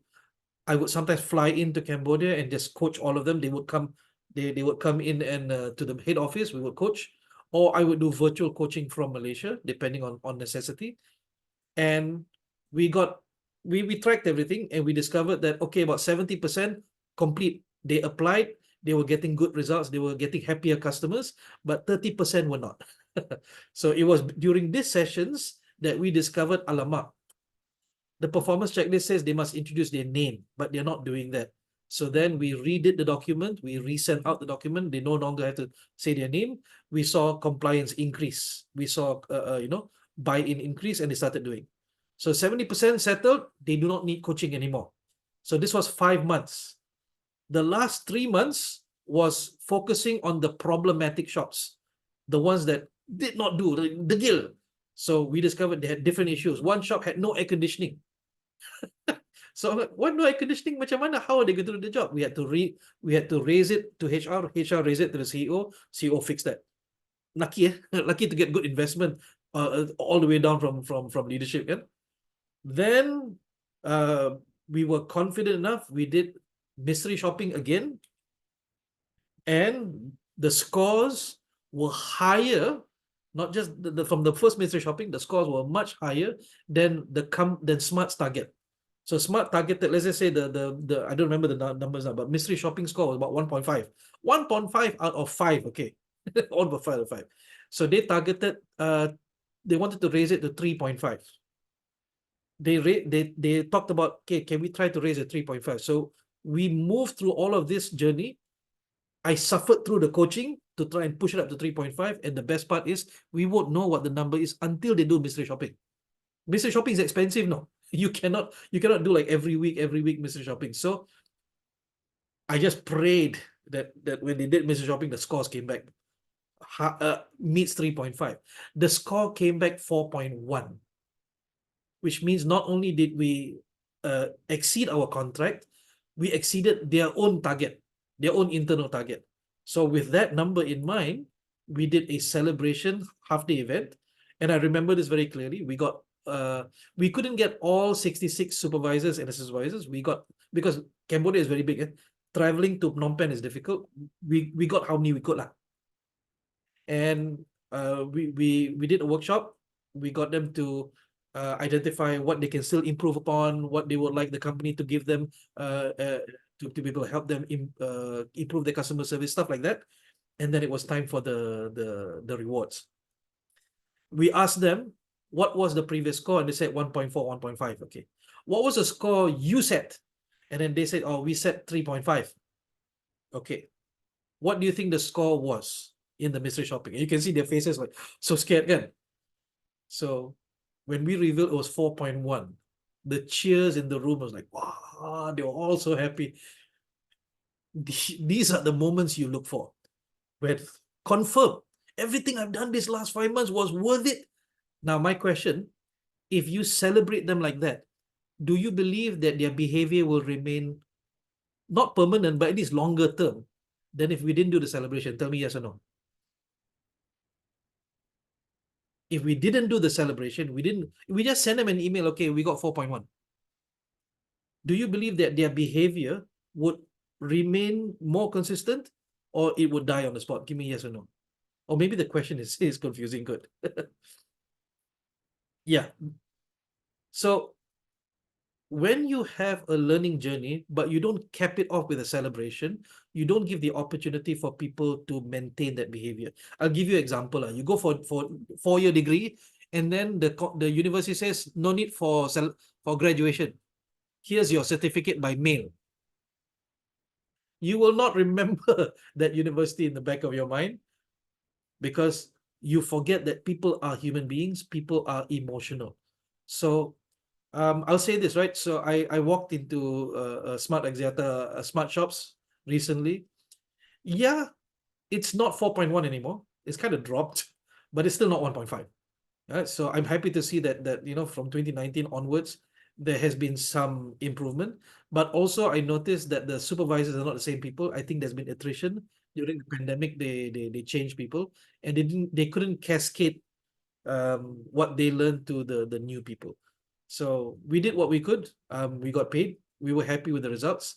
However, we also left HR instruction for how to continue that behavior. Yeah. For instance, recognition is important. People feel valued and acknowledge effort. Yes.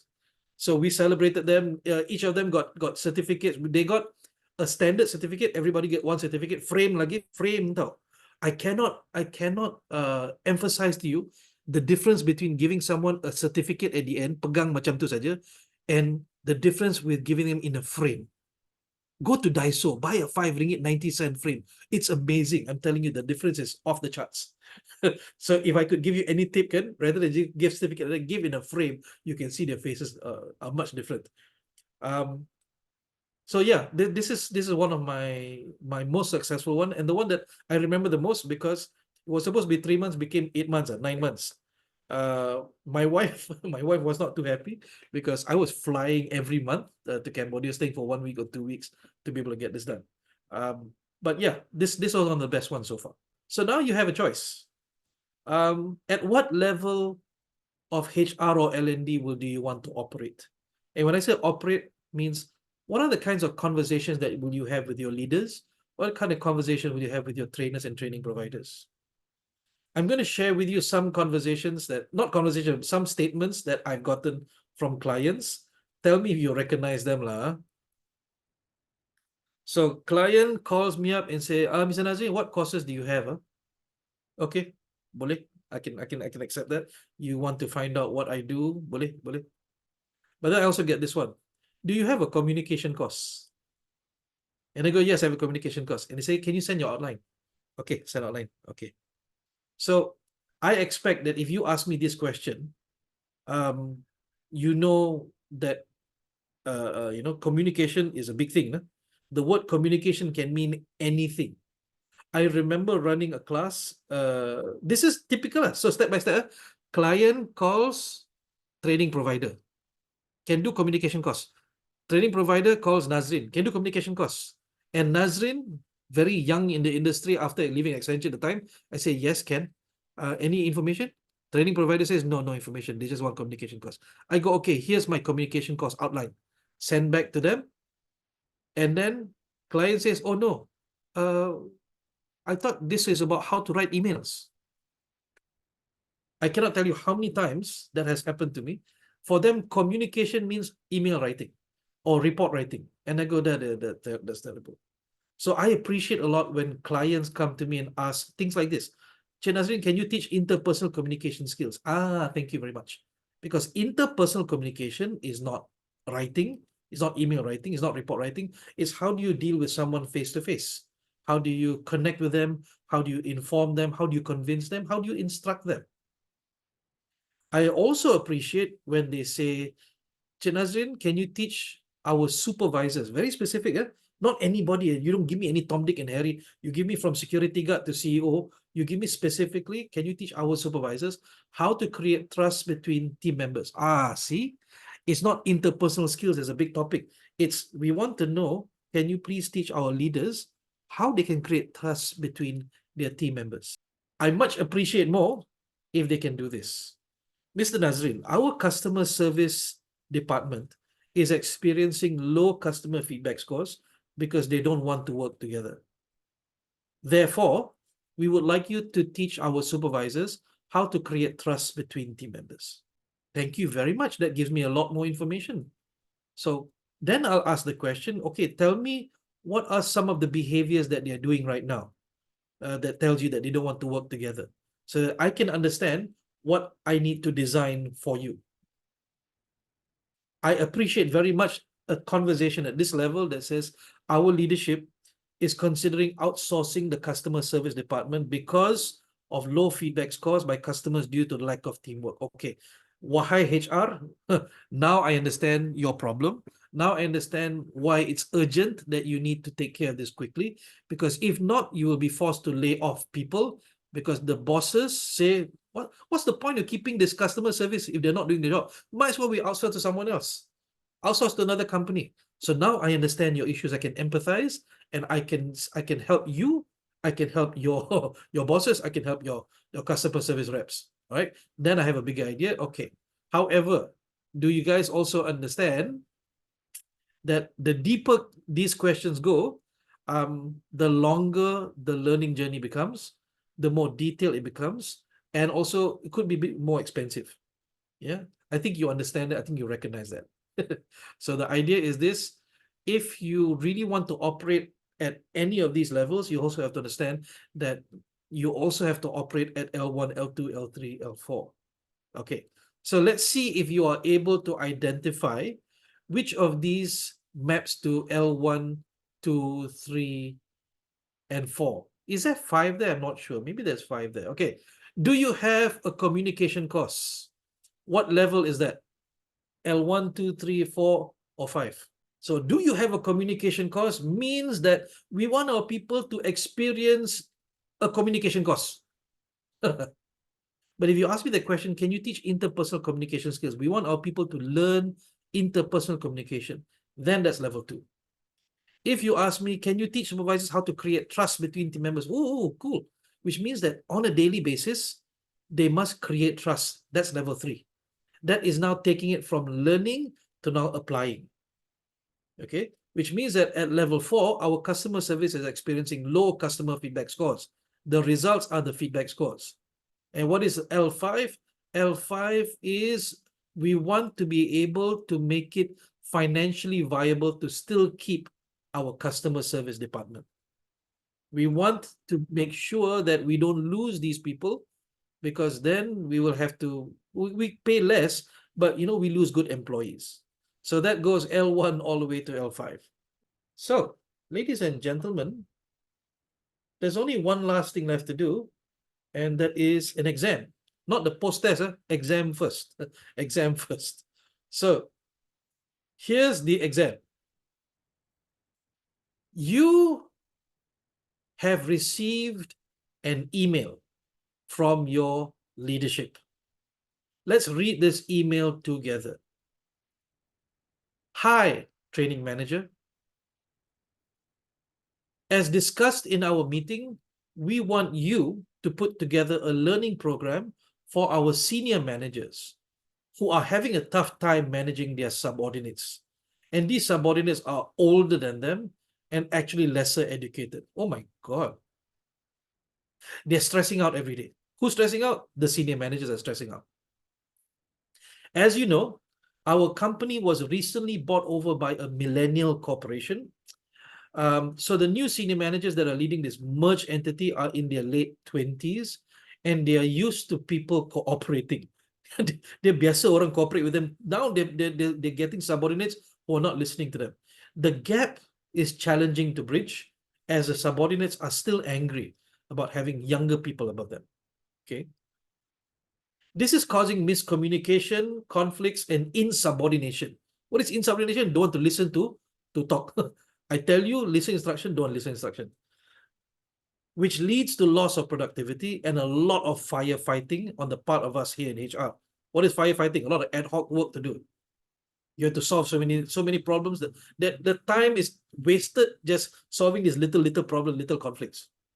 If we don't do something fast, this will hit the bottom line in the next quarter, which means that we're going to see productivity drop. We're going to see our income drop. We're going to see a lot of things just fall. And then we have to answer to our shareholders, die.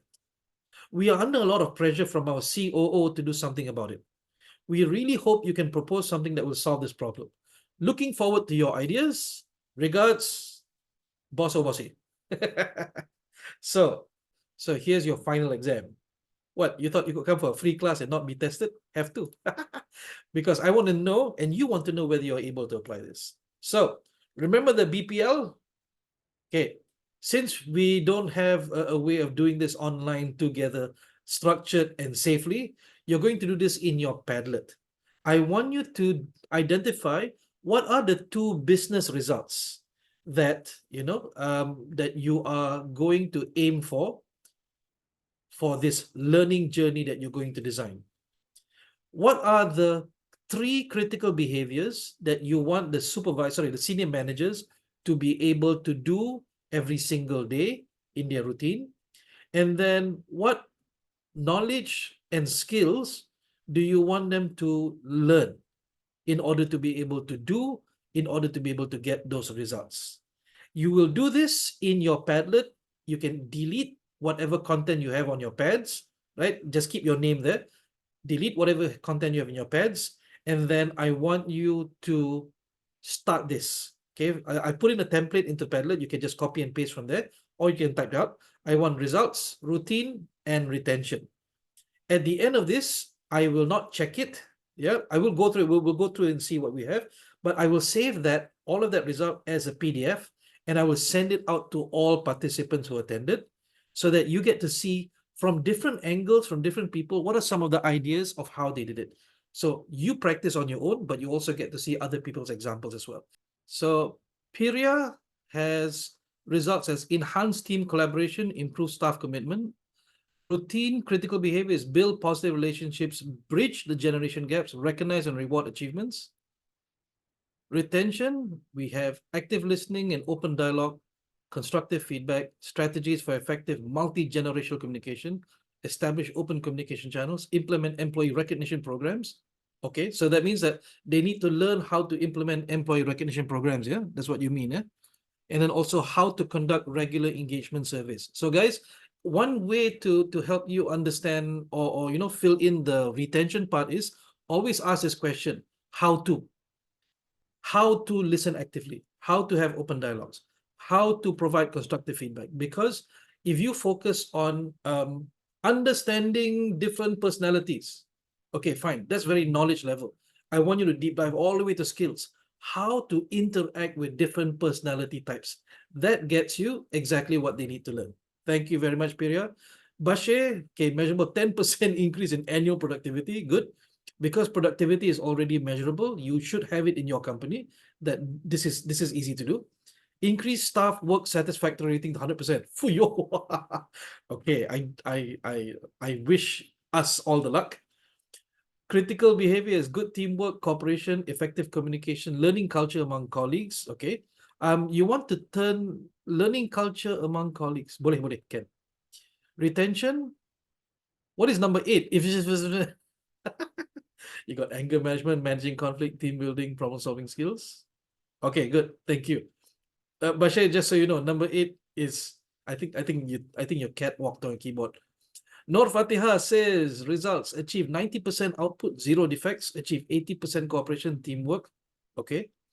And I also understand, thank you very much. You don't actually know what the company does.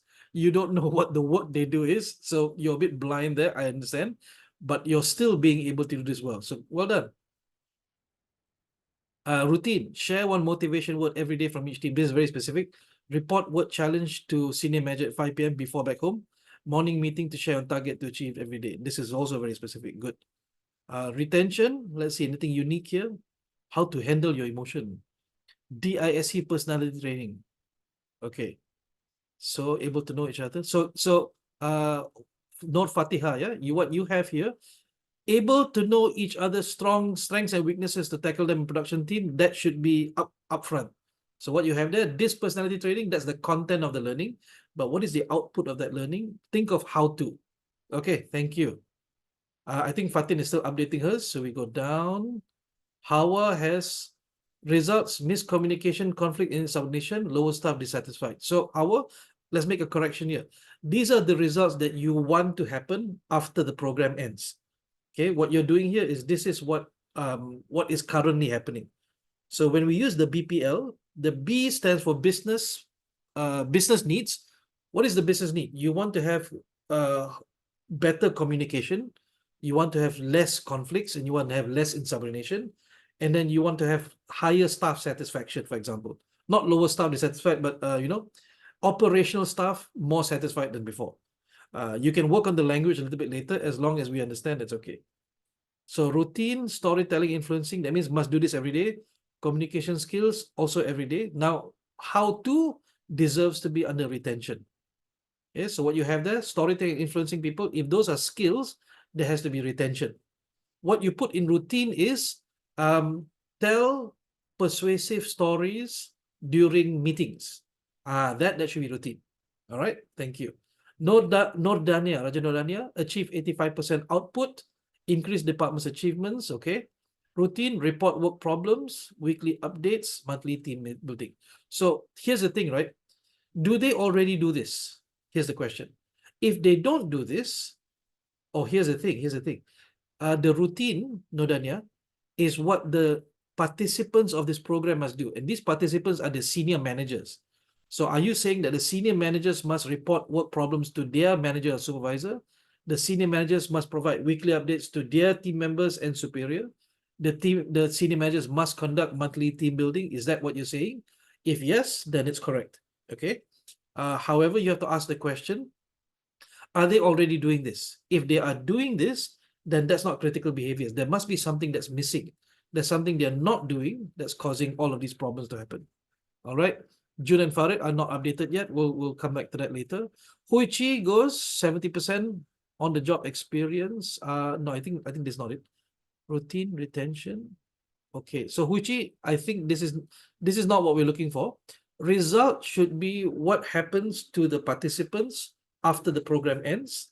Okay, in terms of, sorry, not what happens to the participants, what the participants are able to produce. Are they able to produce happier subordinates? Are they able to reduce conflicts? So this is what we're looking for. All right.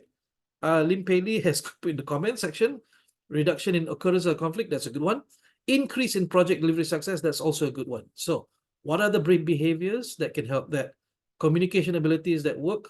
I need more specific. What communication abilities specifically, right? Is it coaching? Is it mentoring? What is it?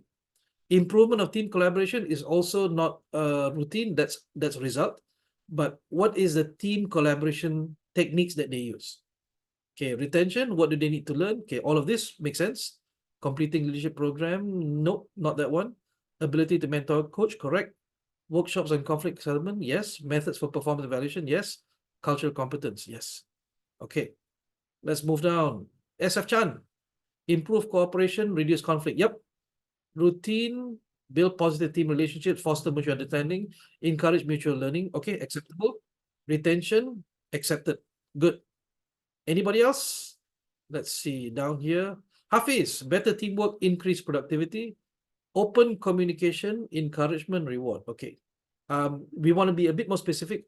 What is open door policy? So invite team members to meet daily, for example. All right, looks good. Let's see anybody else.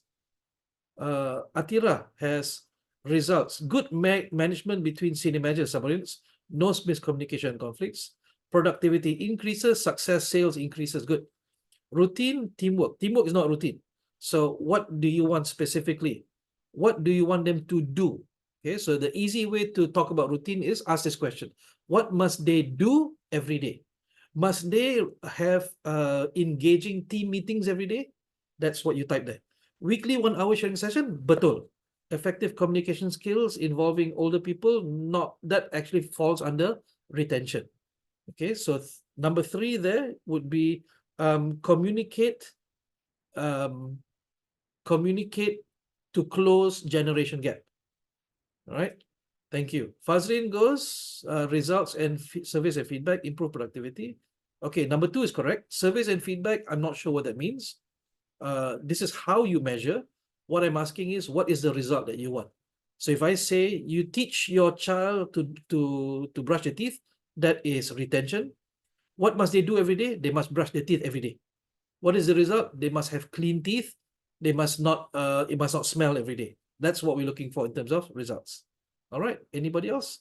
Gayatri, results, feedback, projects. Also, not very clear. So what are the results that you're looking for? Are you saying that they give feedback every day? Are you saying, sorry, are you saying that they give more feedback? Are you saying that the projects are more successful? So we need to clarify that. Things are moving around. Kamarul, improve communication metrics, conflict resolution success rate. Boy, good. Critical behaviors, adaptability, effective communication, conflict resolution strategies. Now, you want to be careful because these sound like the knowledge and skills under retention. So what you need to do is give me specifically what do they need to do every single day. To give with no hope of return. No hope of return is different. Knowledge and skills, good, nice and clear. Okay, Shukri, results, improve team cooperation, yes. Increase productivity, yes. Routine, effective communication, conflict resolution, culture, and more support. That also sounds like retention, sounds like knowledge and skills.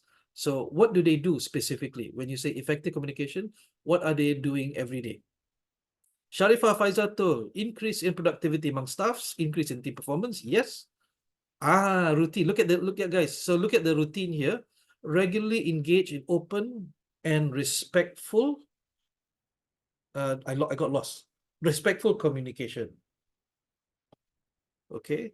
Address conflicts constructively and directly by using resolution techniques. Team members show supportive behavior such as empathy and collaboration. Okay, so retention, effective communication, negotiation. Yes. So now, guys, the BPL is a high-level document, right? Yeah. Once you get into like the course outline, once you get into the TNA, then you have a lot more detail. This is something that you can bring to discuss with your leaders. Wiling, okay, improve communication, improve confidence. I like that. Build better relationship with team members, coaching team members, appear more confidence in. Okay, so number one, Wiling, a bit more specific, please. Number two and number three are good. Retention, oh my God. Wiling has already created the course. It's all there. Well done. Farhana, increasing employee productivity, reducing conflicts, yes. Routine, open communication, respect and appreciation, mentoring the team. Okay, so this sounds clean. A bit more detail will be better. Retention, and also Farhana has designed the course right there. Okay, let's see. Anybody else? Tan Pei Pei, results, 100% cooperation from subordinates. That is very, very high. Productivity increased by 10%. That's okay. That's interesting. Routine, address conflicts, maybe daily, show support and empathy in team members. Yes. Improve speaking skills. Yes. So where routine is concerned, you don't need to use the word improve because improve would be a result. So routine, you say speak confidently or speak persuasively. Then that's something they do every day. Retention, okay, clear. Anything else? Farini, business results, greater resilience in times of crisis. Boleh. Stakeholder confidence in investor relations, boleh. Employee productive engagement, okay, 30% increase. B, building trust and nurturing paradigm shift, understanding organization mission and vision statement. So understanding is not a behavior.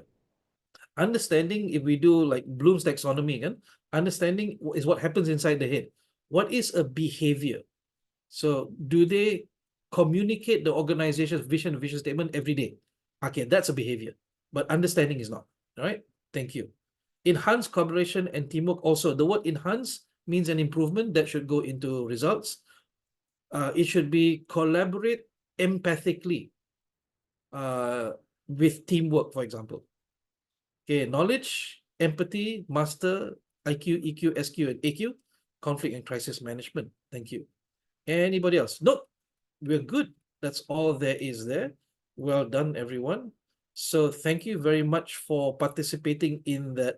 In that, I know it can be challenging. I know it can be difficult, but that's my job to make life difficult for you. So what is the conclusion of today? That you spend so many hours with me today. As you begin transitioning, right? If you are, in not so much power, you don't have a lot of what's the word? You don't have a lot of authority. The least you can do is start having different kinds of conversations with your leadership. Yes, budget will always be a constraint, but with creativity, you're able to make things work. So three things I want you to think about. Number one is for you first to move from a spending mindset to an investing mindset. Think of your children. When times are tough, you don't pull them out of school. So you want to also have these kinds of conversations with your leaders. If the organization has that mindset, it's going to be difficult to change, I'll tell you, but at least you can start championing it. Okay. Also, if you decide to move to a new organization, right, during the interview, you can sort of ask, what is the mindset here? And you can decide whether you want to join the organization as HR at L&D or not. Number two is if you can't change the mindset for the organization, at least start having conversations beyond L1 and L2, right? Talk to their line managers and ask them to prepare without zero cost. This is zero cost, right? You tell your the line managers, your employees, your staff are going for this training. Okay, when they come back, here are a list of things we recommend that you do in order that your department gets benefit from the training. Okay. Number three, also engage more responsively with leaders, your leaders, and with training vendors. I'm going to put a challenge to you, right? Don't allow training providers in Malaysia to just give you an outline and that's it, right? Ask them, right? Ask them, so what are the outputs of this? Your trainer that you're trying to sell to me, can what track record does he or she have in terms of helping organizations to improve their results? Some training providers go, hang on, you're gonna pay me this much, but you ask me this much question again. Well, you're gonna get the response as well. At the same time, it's also going to help you tell the difference between different training providers, which ones are just there to, bill you, charge you, and then they just keep selling you stuff, or are they also able to have a conversation at L&D level? Because some training providers, they are very sales oriented. They're only sales people. They know sales. They don't understand L&D. So now, if you understand it better, have this conversation at a more mature level, challenge the quality of training providers in Malaysia, please, because that way we all win. All right. So, ladies and gentlemen, don't go immediately. I would like to thank you very much for your participation, for everything that you've done really well here. But I just want to share a few things about myself and my company, if you're willing to listen. My name is Nazrin, and I run a company in Malaysia called EnSync Learning. And recently, we've set up in Malaysia something called the Academy for Learning Professionals, where we run courses like this, where we deep dive into skills that learning professionals need. So what is a learning professional? Anybody working in L&D, training managers, trainers, training providers, anybody who works within that ecosystem, except for maybe sales. We don't cover the sales part. So we have certification programs that span everything from TTT, trainer, to the professional learning facilitator, to, if you know, the VLC, this came about during the pandemic, the virtual learncaster, to teach you how to run courses online. We also have specific courses for L&P people.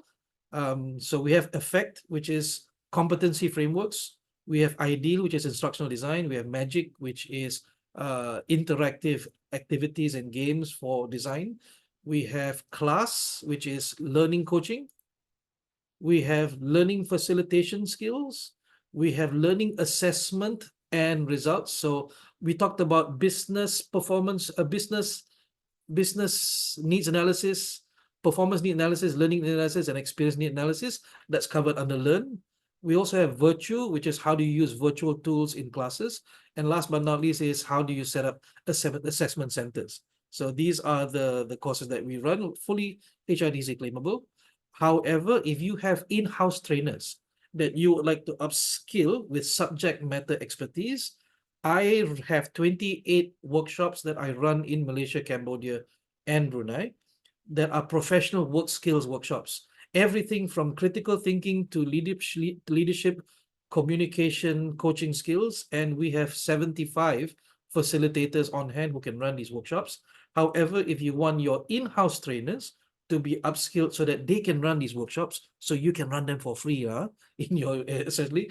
We also have 5 certified programs where we can teach them, we can certify them to run these programs. So one of them, my bestseller across many countries is LEAP, which is Leading for Excellence, Action and Performance.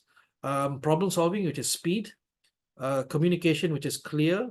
Design thinking, which I call design, developing elegant solutions for innovation, growth, and navigation. And last but not least, critical and creative thinking, which I call HATS, highly adaptive thinking skills. So these are the things that if you are interested, please feel free to come and and inquire. You have my phone number, you have my email address. Feel free to do so. But even if you don't, right? I want you to do this. Take the slides I've given you, go back, share it with other people. So that, ladies and gentlemen, takes us to the end of our session. There's only one last thing for you to do, and that is to do the post-test. Anybody who does the pre-test and the post-test proves that they attended all 4 hours and will be getting a digital badge from me and a certificate from me. All the best, everyone, for your career in the future, and thank you for coming. Bye-bye, everyone. Assalamualaikum warahmatullahi wabarakatuh. Have a good day.